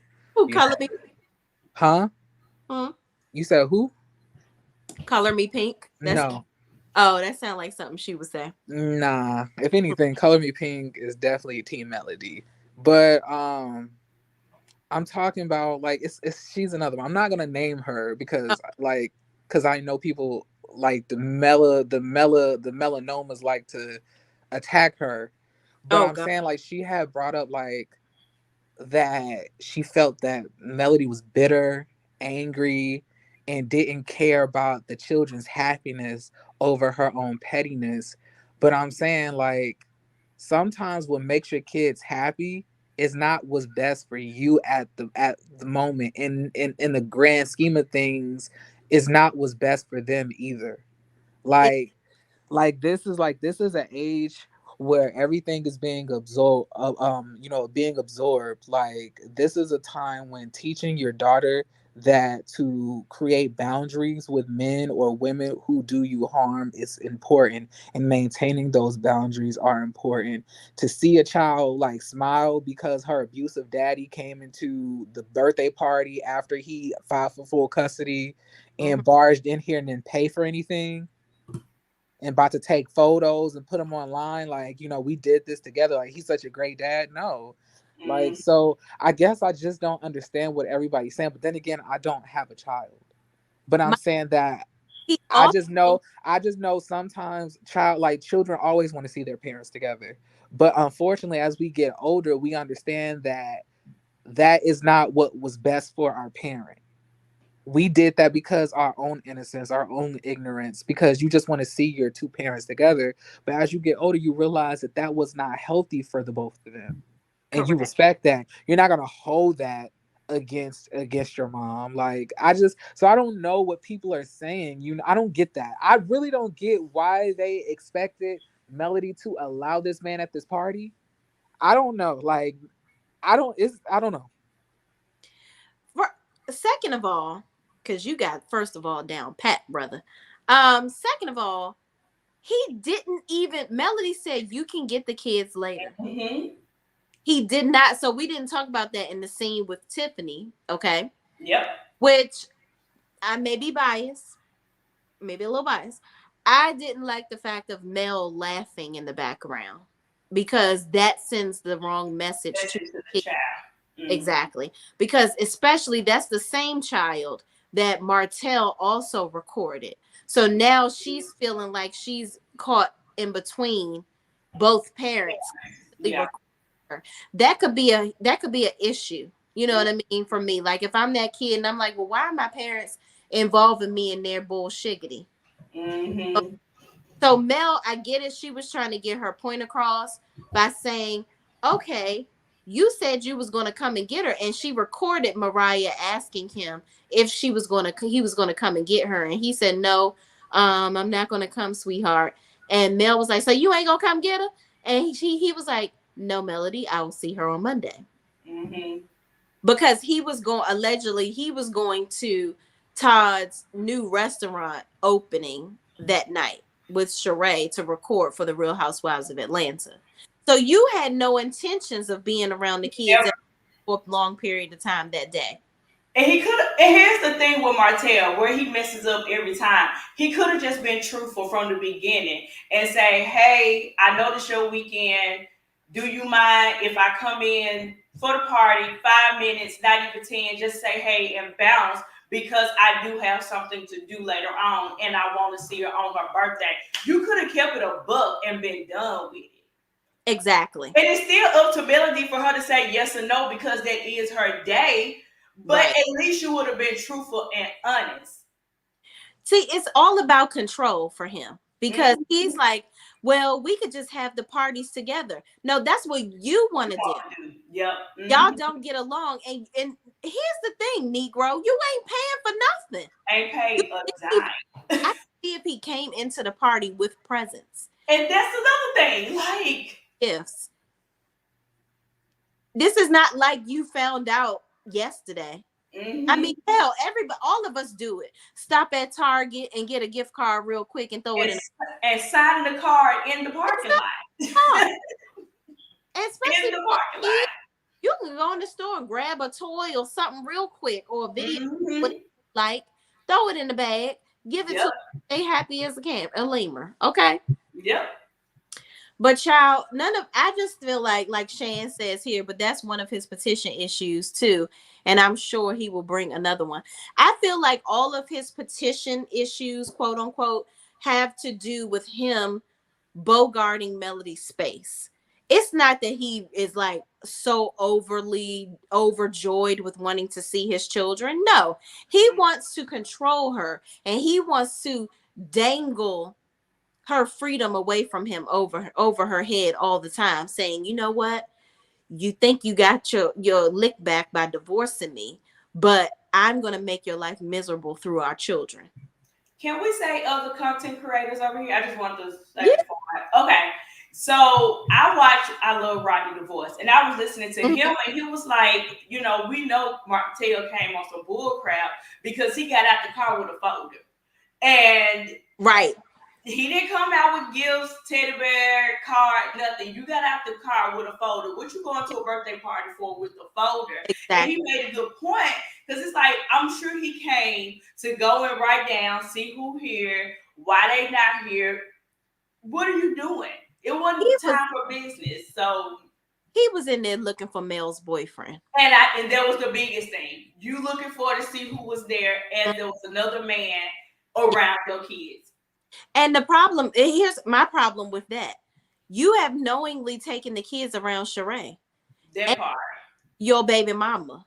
Mm-hmm. So why is it a problem for Mel to have somebody now? And he can't be this stupid. Like, that she's going to eventually move on. Which she already have. Let me say that. Yes. But go away, Martel. Yeah, go away from us with this. Mm-hmm. So they have a conversation talking about Monster, and it's dumb. Moving on. Don't nobody care. Wait, only thing I want to point out: why did Maurice compare his child to a dog? I said not Peaches. I said what? This is a dumb analogy, sir. Out of all the analogies in the world, you chose a dog that got ran over and got hit with a car. Okay, sir. Thank you. And Marceau always are doing these stupid ass analogies, trying to sound so pro and sound like they really know what they're talking about, and don't. Okay, and don't. I said not this whole dog, sir. Okay, ridiculous. Right, I guess. It's ridiculous, but yeah, y'all over him. But moving on. Now we get to the tea party. Okay. So Mel hosts a tea party with an etiquette coach so that the ladies can learn how to not be such little potty mouth people. Okay. They can learn how to communicate better and all those good things. So Kimmy arrives first, then Tisha and Tiffany, but Tisha and question mark guest come in because Tisha brings the question mark guest, and Tiffany, Kiki, Nell, and Stormy and her mom arrived last. Okay. So Mel kicks off the conversation talking about yelling and being disrespectful at the spa event and asks what could they have done to have a better, more respectful communication. So then the coach gives her, 10 cents on it. And then Nell says, okay, I'm gonna finish, but the real deal is what's going on between you and you, talking about Mel and Stormy, because she's like, y'all talking about all this other little BS. Don't nobody care about that. Let's get to the meat and potatoes, i.e. production probably told Nell to right stay alone. Mm-hmm. That's all there was. I said, now Miss Dale coming in and get the party started. She was like, oh, that's cute what you saying, Miss Ma'am. What's the real issue? I was like, you over here producing scenes, child. Now, I want y'all to point out, I want y'all to notice how Tisha was absolutely mum's the word. She was so quiet. And the reason why is because, and I saw her, she would like have this little smirk on her face the whole time. And I feel like she was just cheesing like a Cheshire cat over there, sitting by herself. She didn't even sit with the chick that she brought. Mm-hmm. That's how I thought that girl was Nell's daughter. With Nell. Mm-hmm. So Tisha over there smiling like, you don't even know. I brought Arion's friend in here. Like, that's what I just feel like she is so childish. I don't know if that's true or not. I'm just gonna I'm gonna be quiet on this part. No, we need no. Biased opinion. I don't know who that lady is. I don't know I don't know any of that. All it is, I feel like we've seen a lot of speculative melody, worship channels make up this stuff, and I just don't know what's the depth of this and how true it is. No, here's the thing. I've heard who she is from the horse's mouth, and we're gonna get into what I think. Because I honestly don't dislike sis. Mm-hmm. Plot twist. Okay, I don't dislike her at all. Somebody else said that on my channel. Who is sis? I do, however, think that she is allowing herself to be used as a pawn in the lake of BS that these ladies are crafting. So, but we'll get into it.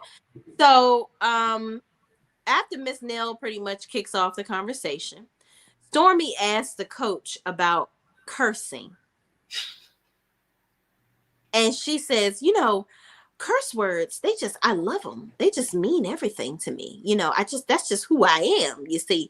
And the coach was like, well, typically when people curse a lot, that means that you lack vocabulary. Okay. Mm-hmm.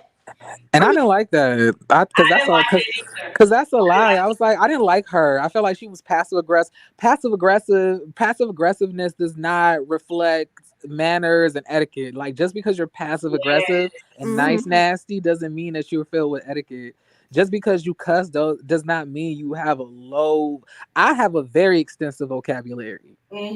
One thing I'm gonna do is throw around an SAT word serendipitously. So at this point, I don't know what she's talking about. Just because you feel that way does not make it reality. Right. I didn't like that comment either. And I feel like, now this is just my opinion. I said this on my channel. I feel like she got a little insight about who everybody was at this table as to why I felt like she shaded some of them people the way she did, number one. And number two, I feel like while you tried to take a shot at Stormy, you actually took a shot at everybody, because everybody on there at their table have said how they have a potty mouth. Everybody has said that. She didn't have enough smoke for Betty for me, so I don't know what rundown she got in the beginning, but she should have used her. I feel like she definitely had a rundown, because it was like, oh, because you don't have no vocabulary. We already know that every last one of them are educated and have all the degrees and doing well, and all on cuss too. I just want to know, does Carol have a degree?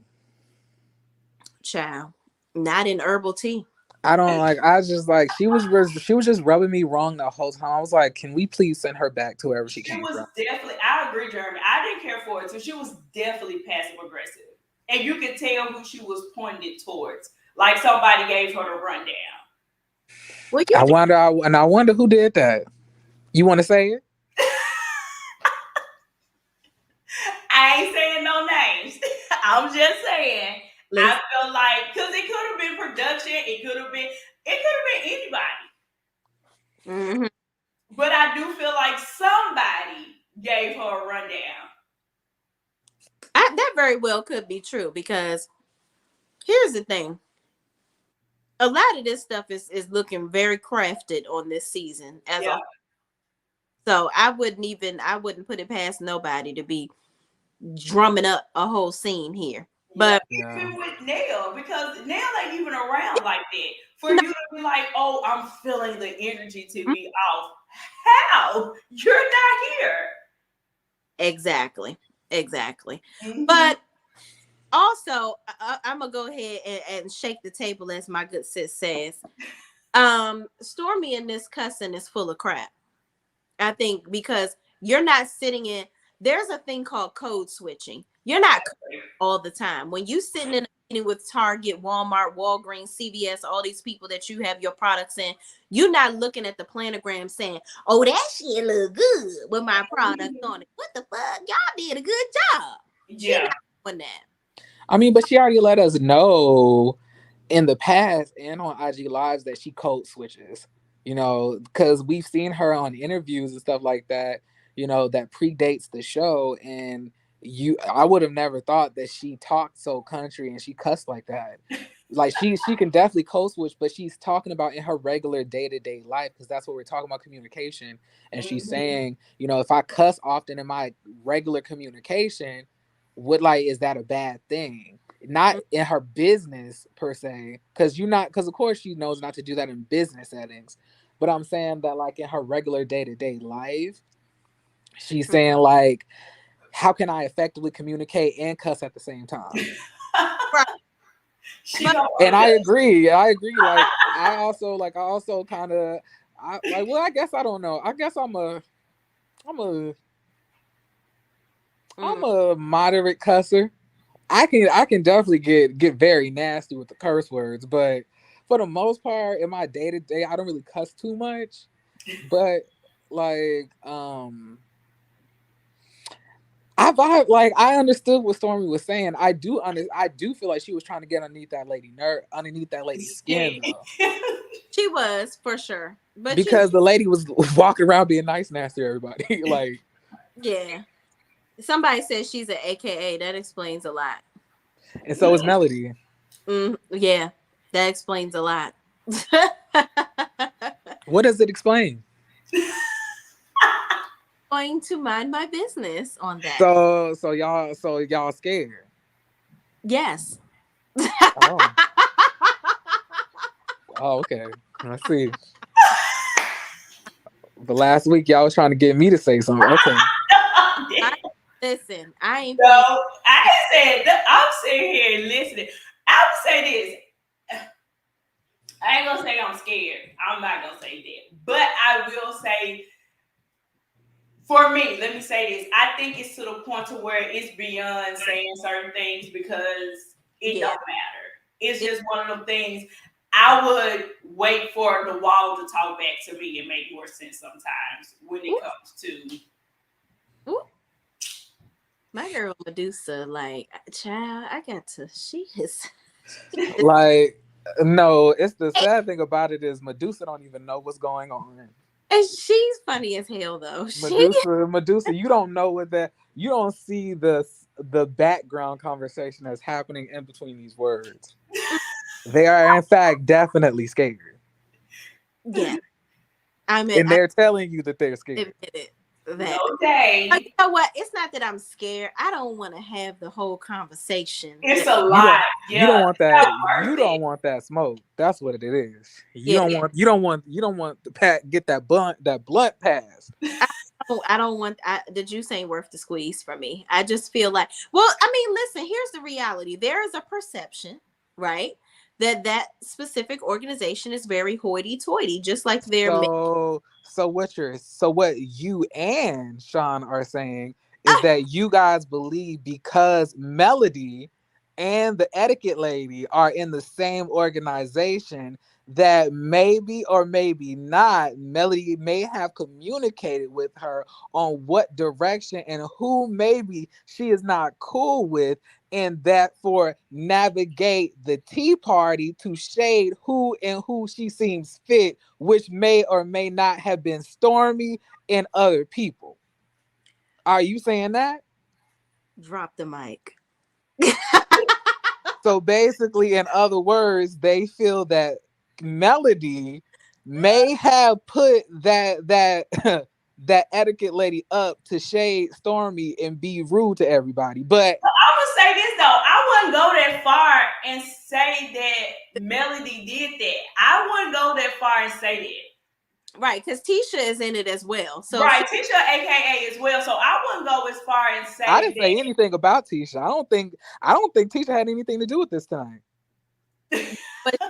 But she was involved when it rolled around to the Kiki and the Tiffany of it all. Tisha was still silent. She didn't have anything to do with this tonight. Oh, yeah, she had a lot to do with this whole ceremony. I think she had a lot to do. I think she's definitely playing a different game. But let me address Jeremy, y'all.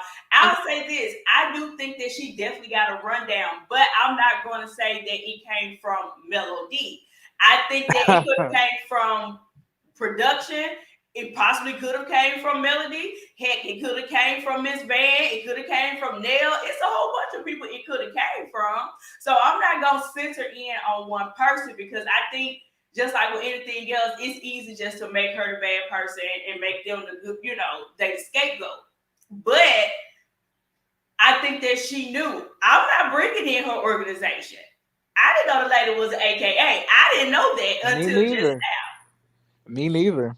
I mean, I didn't know that. Does it scream, oh, I get it. But does it really like create the whole foundation of what's happening? No, because if we really want to be honest, Melody doesn't go out here screaming AKA. She don't talk about it all the time. Yeah. So you wouldn't even know unless people made reference to it, because I don't even ever really see her wearing any of the gear. Like I get, like I'm not getting. That's just a bill right now. I'm not getting paid off of that. I'm getting paid off of what I'm doing. So I'm going to wear my stuff, promote my products all the time. And yes, I am affiliated. I'm going to, do my obligations for the organization because that's probably why she joined. But outside of that, it's not the center of her life. Yeah, and Shan made a good point. She was like, yes, because we see production messy from Martel showing up at their party with a parking spot.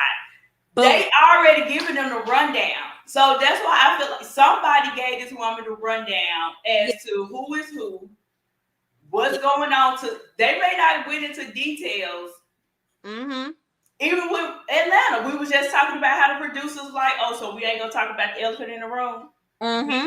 We not going to do this? Clearly. So we know the producers are playing, a hand in a lot of this stuff. Mm-hmm. Yes, he is, Medusa. Yeah, he is a Kappa. Yep.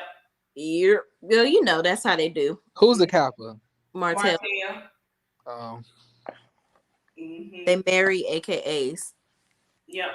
That's my brother and his wife. He's a Kappa and his wife is an AKA. Are you Greek? No. Oh. I'm African American. You said I'm African American. Okay, well, moving on from that, because we need to get back into the show and talk about what we're talking about. This is running way, way faster than that last show was, child. That last show was 8 hours. Oh my God. It went in. No, we just kept on going. So then we move on over to Nell made her comment after Stormy talks about her cussing. Nell made her comment about, okay, well, what about, the elephant in the room with, you and Stormy or whatever. And Stormy's mother says, is it Mel and Stormy or Stormy and Mel, or Mel and Stormy's mother? And Nell is like, who's Stormy's mother? Like Paul Mooney, because that's who she looked like. I'm doing you, Jerry. Not Paul Mooney. DEAD on arrival. I cannot unsee that. Oh my gosh. That is funny. I heard Betty Kruger. I have heard the Clumps Mama.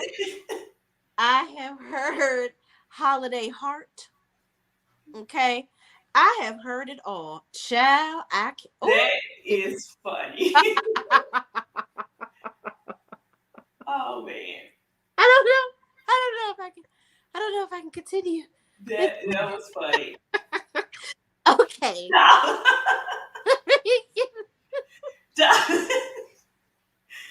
Oh, that was funny.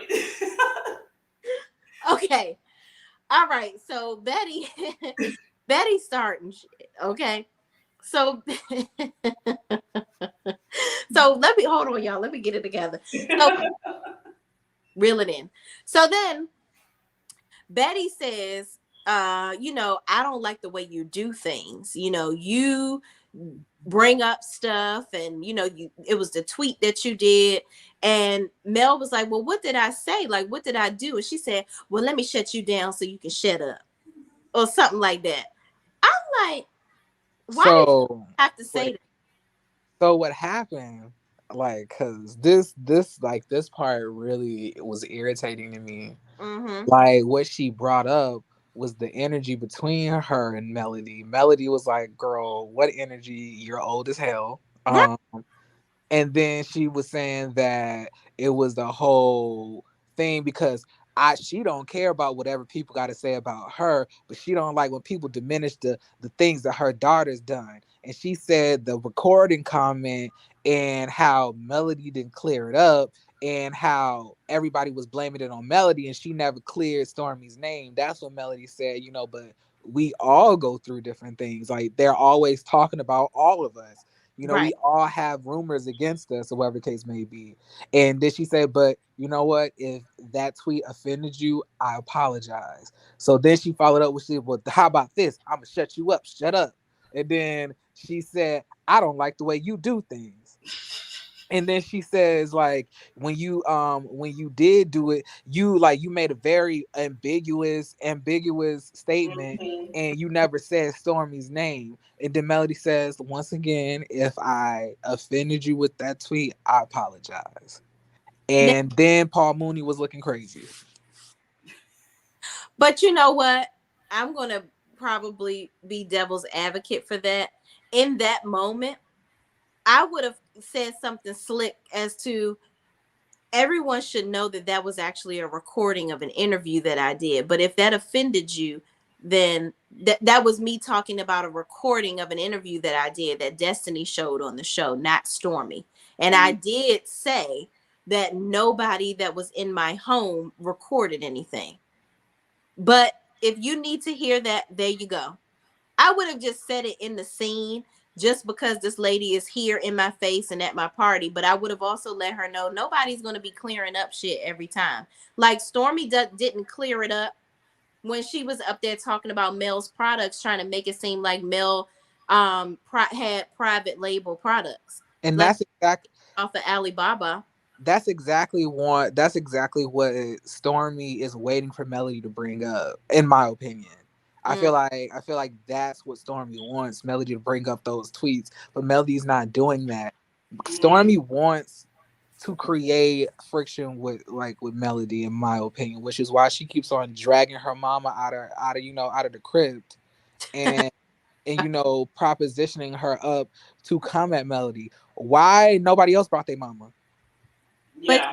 But why nobody else brought their mama except for you? Why did you bring your mom here? Mm-hmm. Like, why is your mom here? Like, nobody else got their mama here. And then with Miss Betty, my thing is, girl, pick which lie you gonna tell and stick with it. Right. Because you said at first it was because she called Stormy ghetto. Then when you did the interview, now it's because she sided with me about chess. Now you in her face, and now it's because you didn't clear up and say Stormy name verbatim. Girl, which lie is gonna be? And either way, it don't matter. None of it has anything to do with you. Absolutely not. Let your daughter fight her own battles. Right. And even in Betty's whole, valedictorian speech, she said, me, on the other hand, I don't care what people say about me on the internet. I just let it roll off my shoulders. So if you don't care, why should I care about your daughter? You are the one trying to protect her, not me. You just said that you don't even want to protect yourself. Mm-hmm. So why should you expect me to hold your daughter in such a high regard as a priority for me to be going and windmilling people every day on the internet for her? How about okay, go ahead. Go ahead, Jeremy. I was gonna say, well, how about you teach your daughter that same mindset so she ain't out here, putting crystals against her head, trying to absolve herself of all of the tears that she has. Like, how about you do that? Like, stop. Like, I don't know. Her mama was so annoying. I was like, what did you come into this? Why is the mama here? And nobody was wondering that. Yeah. Oh, I definitely was wondering. And I feel like because she let the cat out the bag because they talk too much, Miss Betty said that, she was in all the Facebook groups. She been watching this show. She been a fan of the show, blah, blah, blah. I feel like anybody that's a super fan like that do not need to be on the show because you already coming in jaded and one-sided. Mm-hmm. There's no reason why they need to be on the show. And I feel like Miss Betty was in her mirror practicing her reads and she thought she ate. And girl, you did absolutely nothing.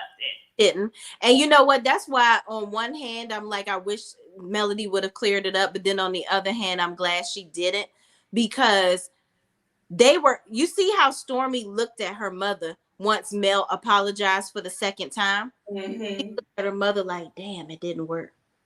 Like they wanted to go back and forth. And like, she looked at her like, see, I knew she was going to do this. She wasn't going to address it. She was just whatever.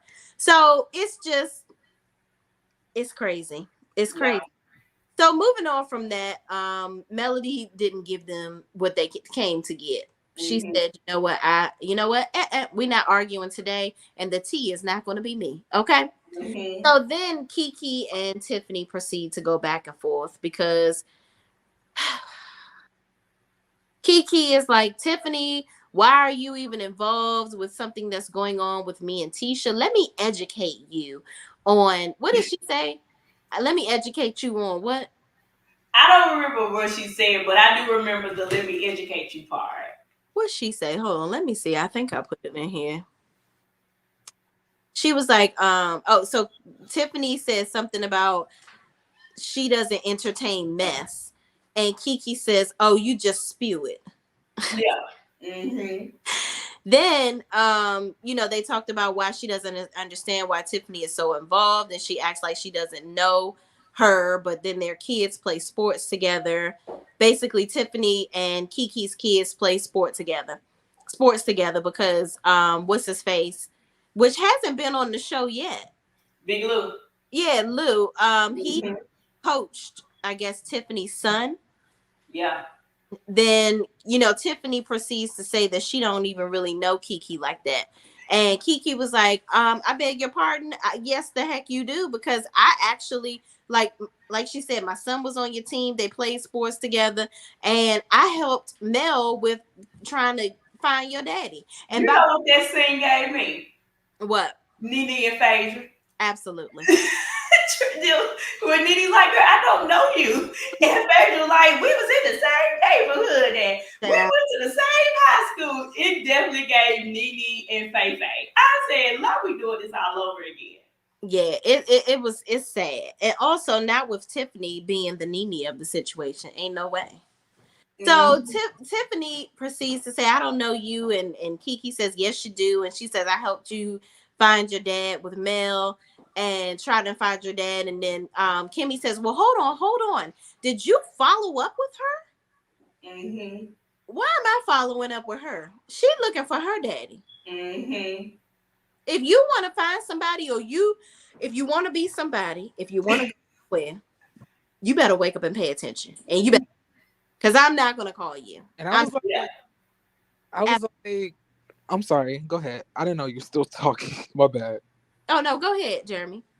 I was saying that Kimmy be really annoying me because she got all of these questions for people, except for her husband. Mm-hmm. Like, you want clarification, and you bringing up why did you call her? You should ask your husband, why is he calling Kyle and not helping you with the, like I'm saying, like it only took her to hop up off the hospital table, put a tea dress on, and get right back to her antics. I don't like Kimmy. I don't like Kimmy either. I think Kimmy showed her worth as well. Her and Maurice, they've been, spilling over a lot as to who they really are. I don't care for Kimmy as well. Hey. What's up, Scotty? That's my friend. Hey, friend, what's going on? But yeah, y'all. So I just think that the whole Kimmy situation, Kimmy shouldn't have never. Why are you even saying anything? Why? She should have been on mute and cute like her sister-in-law. Just sit there and be quiet. This has nothing to do with you. Exactly. Okay. So moving on, they go back and forth, and then the etiquette lady steps in because Kiki decides to say, and I do know, by the way, I do know who my dad is. And then she tried to play in our face and act like it wasn't a dig. Girl, it was a dig. Definitely a dig. It was a dig. Girl. I wasn't mad. She don't know her daddy. She's an orphan. I will tell you why I wasn't mad. I was mad either, because I do think that, again, they play these games to where you could throw out all this stuff, but then if somebody would have turned around and say, well, at least I went hooked on drugs, at least I went out here trying to pop for some prescription meds, then her feelings hurt. Right. Well, her feelings wouldn't be hurt, but her face would be. So she needed to watch her words. So I'm saying, like, none of this would be happening right now if she didn't start anything in the first place. So, but I get that, but I do still feel like you took that as a dig because you was trying to hurt her feelings, like in real life. She deserves her feelings to be hurt. Her mama was a hoe, and her daddy is absent. At the end of the day, she is the result of two parents who really didn't want her, and she is a terrible, terrible person on the show. I'm not going to hold. I hope Kiki doesn't hold back, and I'm not gonna hold back because it is very much true. Like, Tiffany is the worst, and she's a nasty lady. She's a nasty individual, and lead us not into temptation, but let us also remember that last year she was flirting with Martel about getting her pregnant too, which we never addressed. Oh no, why is nobody talking about that? Oh no, I addressed that. I was like, how? I'm talking about on the show. Oh yeah. Oh my. I felt like it was too far. I think because they were keeping it surface level with I don't know you, you know me, why you insert yourself in our business, because it stayed there.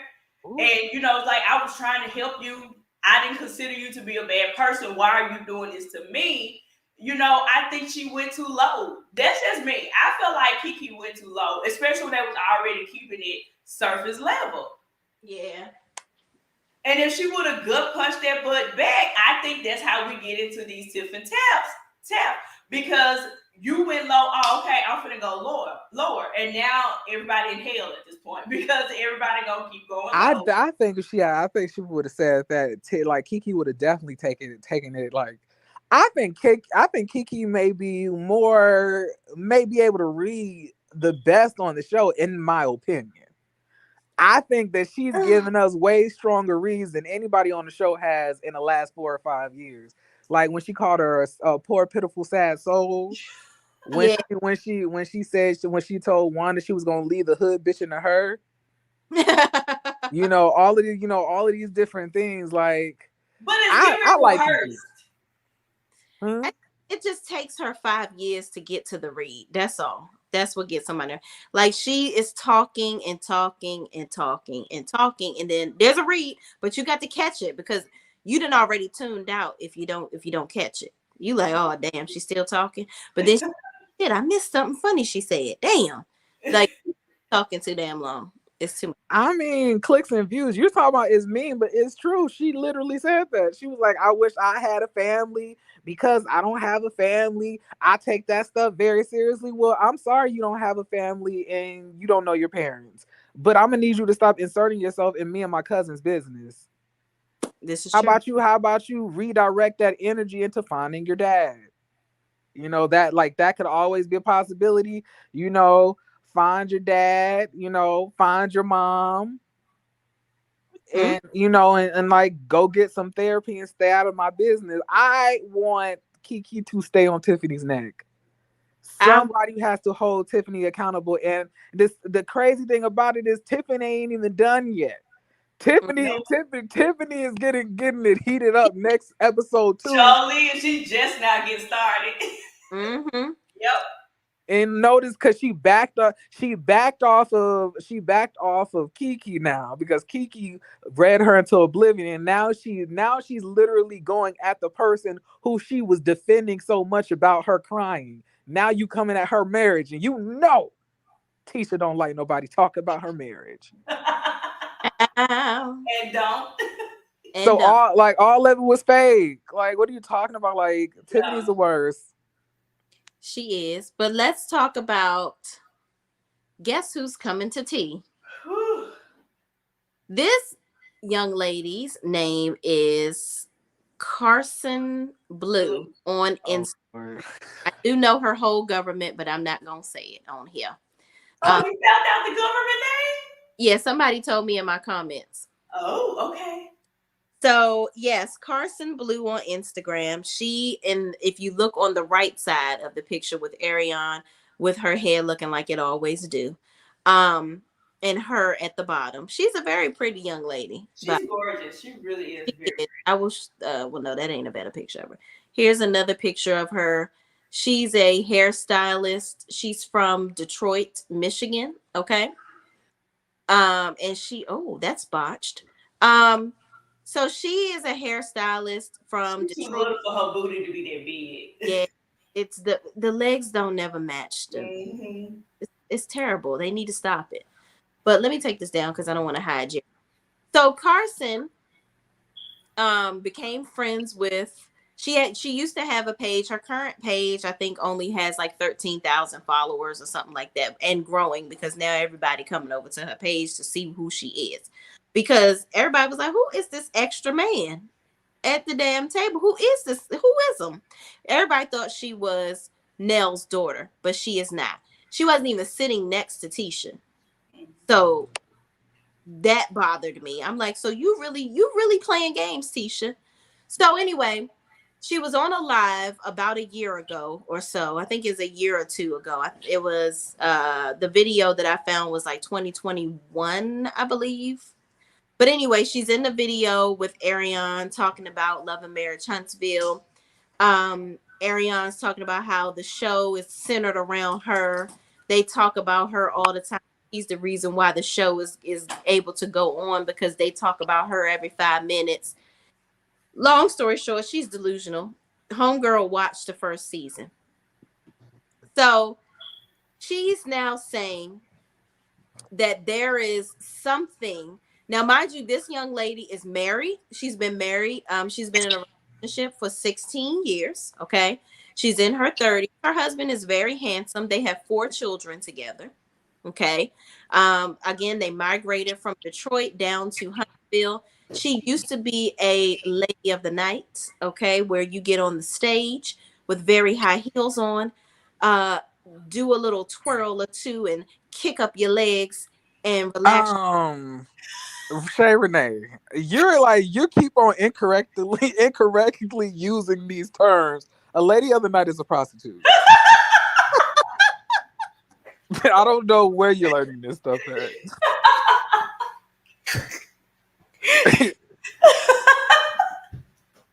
Now, you should have said a private dancer or something. But like a lady of the night is definitely a streetwalker. Say it. And the fact that Sean already knew that. I was like, I'm trying to think of another way to say that word. Right on the channel. I mean, you can say. I don't think is the P word bad. Could we not say that? What is it? The what word? The prostitute. The prostitute. She not that. That's what I'm saying. But you called her a lady of the night. But ain't that a lady of the night too? When you getting your groove on. No, that a stripper is not called a lady of the night. I've never heard that. And twirling around the pole and getting money thrown on. No, that is not it. Like unless the pole is at somebody's house and they've gotten a payment for it, and there's something to get after the pole. No, it's not. A lady of the night is not a stripper. It's okay, friend. We gonna get it together. It's all right. The fact that they're in the comments also like corrected you. They like correct me. It's okay. That is so funny. And I feel like Jeremy was trying to let you rock me. He was like, No, he was gonna let me go. That's why I said I'm gonna say. Because I don't know who these people are, and I would hate for you to get sued. I don't know. We have the banner down the bottom. I don't know. Yep, the banner is there. I don't know what she's doing. Okay. But she sort of admitted to being a private dancer for money, do what you want me to do. Okay. If y'all know that song, I love you today. Moving on.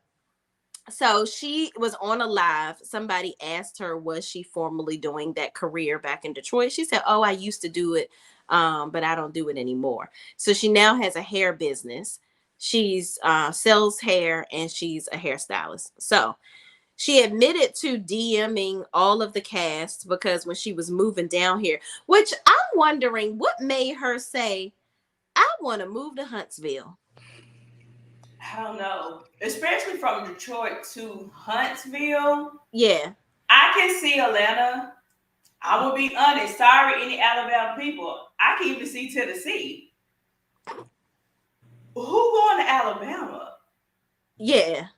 No shade to the Alabama people, but I mean, this is a legit question. I do want to know. And Huntsville, of all places, you didn't even go to Birmingham. You went to Huntsville.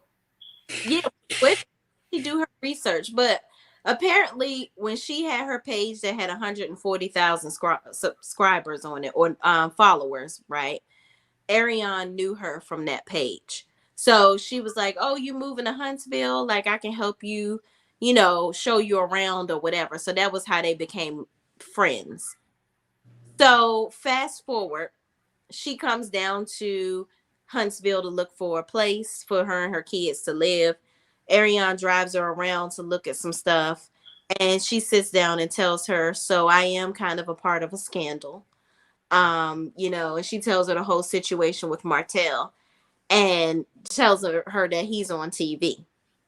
So the girl was like, first I really felt bad for her. Like, she told me she was young and dumb and that like he really manipulated her and this, that, and the third. So, you know, we just grabbed something to eat and I went on back, got on the plane and went back home. Then she ended up moving down to Huntsville. And the end of the story is she did Tisha's hair for the reunion. I was actually in a video with Miss Wanda and some of the other cast members. Destiny was in the video. She was like Stormy, and it was clearly Destiny. It wasn't Stormy. Maybe Wanda had too much hairspray in her hair that day, and she was a little now because she was calling the wrong name. But anyway, homegirl just basically wants to do everybody's hair, and Marceau actually introduced her to Tisha. He brought her over to the house to do Tisha's hair, which I think was rather odd because why is Marceau first of all, Marceau found her so-called stylist for her clothes for her, now the hairstylist. He was so-called in a relationship with the clothing stylist, right? And he at one point brought Alonda over their house to do Tisha's hair, which is the chick that they're saying Melody was going to pay upwards of $10,000. This is all alleged, in my opinion. I have to say that in the middle of the video. Apparently paid this girl to come on the show to air out the fact that her and Marceau were sleeping together. So I guess this is Tisha's get back because she's like, oh, so you wanted to bring Alonda on the show. I'm going to bring one of Arion's friends on the show. And there's that. Okay. Here's my thoughts. None of this is making sense to me. Mm-mm. And nothing is coming together. Nothing is adding up. Like, you try to tell me that 1 + 1 = 15, and we know it don't. Mm-mm. So for her to say, you know, she felt sorry for her when they met up, or she didn't know the scandal, but she was just talking to her on the live. So which one happened first, the live or the Huntsville trip? Which one happened first? Then I feel like the live happened first. I'm going to say allegedly, but I don't know. I'll just say I feel like the live happened first. Y'all connected. Now she's here in Huntsville and she's telling you what's going on. On the live, you were saying, girl, yeah, they are using you. You're hyping her up, telling that they're using your likeness, and dot. Now it's, oh, I didn't know you had that going on, and I feel so sorry for you. How, Sway? Which one is it? Now you're going back and saying, now you work for Letitia and you do hair. I'm still missing a whole connecting of the dots. How did you and Marceau even connect? So she's saying Marceau and her husband hit it off. They met at Black, I guess, and so they became cool. And somebody said the trip happened first. She was visiting Detroit on the live. Okay, yeah, she was visiting Detroit. She had came back home for a little bit. So apparently Marceau and the girl Carson's husband are cool. So that's how they got to meet each other. But I'm like, that don't even sound right. Yeah. Enough bringing her over to do your wife's hair. And another reason why I'm side-eyeing this too is because, as for me, as a married woman, I know your girlfriend, associate, whatever Ariane was to you. After you told me that, or I found out, or you told me, whichever way it was, that you had any association with Ariane, I'm backing back because I can't trust you. Point blank, period, the end. Ariane is the same woman who tried to come after you, Letitia, and Marceau. I'm not going to trust you. Oh, bye, deuces. Thank you for your services. I'll find somebody else to lay my wig. It won't be you anymore. Exactly. And I agree, Shan. This girl was chasing clout. She's definitely chasing clout. But I think it's in a manner in which she's trying to get the business of the people that got a little bit of clout in Huntsville. She is in Huntsville.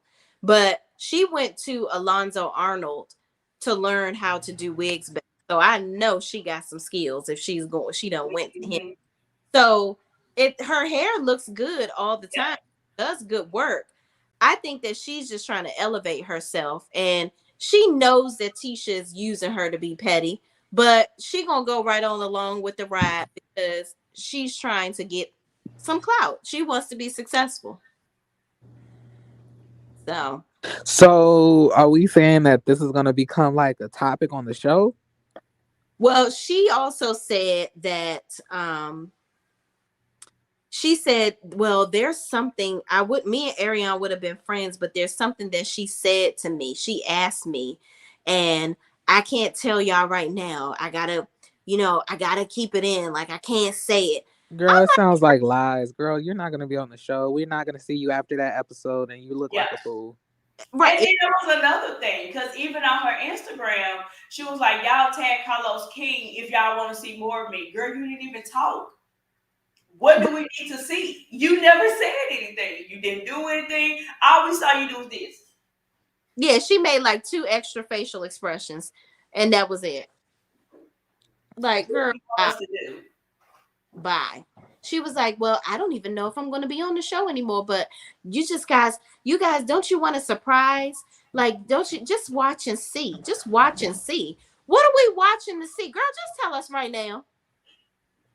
Because if it have anything to do with Melody and Martel, I don't give a damn. They're divorced. I don't really care.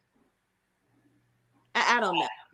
But it was unnecessary. She is at the expo. She had the expo.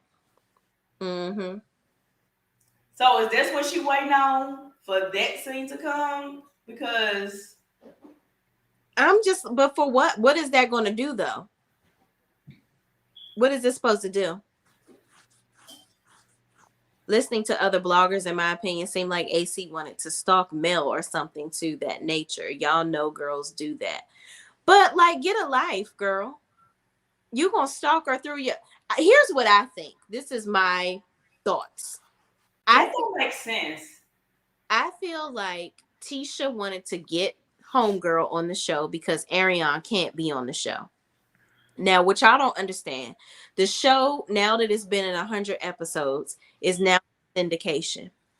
So what that means is Mel doesn't technically have to be on the show to be paid. She doesn't have to actually show up now. She can not be on the show and still get paid. So I think that they're trying to move the show in a direction where Mel will be gone, right? They're trying to get rid of her. And they know that Mel would never allow Ariane to be on the show. So they're trying to bring up whatever little fake drama between Homegirl that's saying that she's not friends with Ariane anymore. And somehow now Ariane will pop up so that they can have a conversation. Anything to try to get her on the show. And then Tisha is over here being vindictive because she's like still must be mad that Mel behind the scenes allegedly tried to conspire to get Alonda on the show, which Mel revealed at the reunion it was Carlos, where he tried to throw Mel under the bus, but they both were like, no, you were negotiating with her on how much money you were going to pay her. She was going to come on if y'all was going to give her $10,000. It's just a lot. And last but not least, I'm just say this. I feel like if Tisha is doing this, it's petty because it's big petty. Y'all supposed to be moving forward. You felt like you just had to get this last little stab in the side. But why bring her? Like, Mel and Martel are divorced. So it doesn't matter. But I still would be pissed if I was Mel because you trying to bring people around me. I don't trust you. And wonder why. Melody doesn't trust her already. What'd you say? I say Melody don't trust her anyway. Yeah. So, and you wonder why I don't trust you. You wonder why I don't want to talk to none of y'all after filming is over. You for doing little bullshiggity like this. I don't know how it will come together. If you know what you're saying, I don't see how it'll come together because Ariane has never been on the show.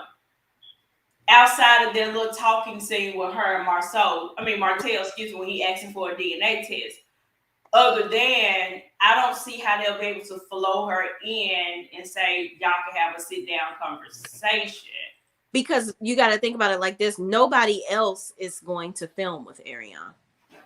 So bringing this girl on the show, right? Now they can have somebody that will film with her. Nobody else is going to, just off of GP, nobody else is going to film with her. But again, what would be Ariane's purpose? She just want to be on the show. But what is she going to talk about? That's what I want to know. Yeah, because it's going to be a silly scene if they do get Ariane on the show and her and the girl going back and forth. Y'all are two nobodies that don't have a stake in this, you know. So it wouldn't make sense if this is what they trying to do. It's gonna look silly. Like, what are y'all not even bench warmers at this point? Like, Miss Ann says Carlos doesn't care about storylines that make sense. Yeah, because this don't make no sense. And I think it's just all a scheme to get under Mel's skin. And it's not gonna work. She doesn't care. Y'all gotta let this stuff go. It's crazy to me. I just think that if they're trying to plot to get this girl on the show, really, if Tisha is doing this to try to help this situation, she's really hurting herself. Because Ariane knows about Marceau's business. So you gonna do all of this and play yourself. If you get her on this show and then she say some stuff about what he been doing, then you gonna end up looking like a dummy. And I'm gonna say this too. I think the allegation was they want her to stalk Mel as to why she befriended her. I don't think that's true either, because I think she had a front row seat to Melody, which was Martel. Mm-hmm. And she knew where they lived. She knew where their business was. So at that time, she had a front row seat. She knew what everything Melody was doing because Martel was running over there telling her everything. But she don't know what Mel is doing now. And I do think that Coleslaw has some sick obsession with Mel. I do think that as well. I think every time she riding Martel, she wishes it was Mel. She's sick. Okay. But, you know, some people do that old, you know, single white female stuff. This lady here, I think she's doing a lot. I think she's leaving out a lot of details that's not making sense to me. But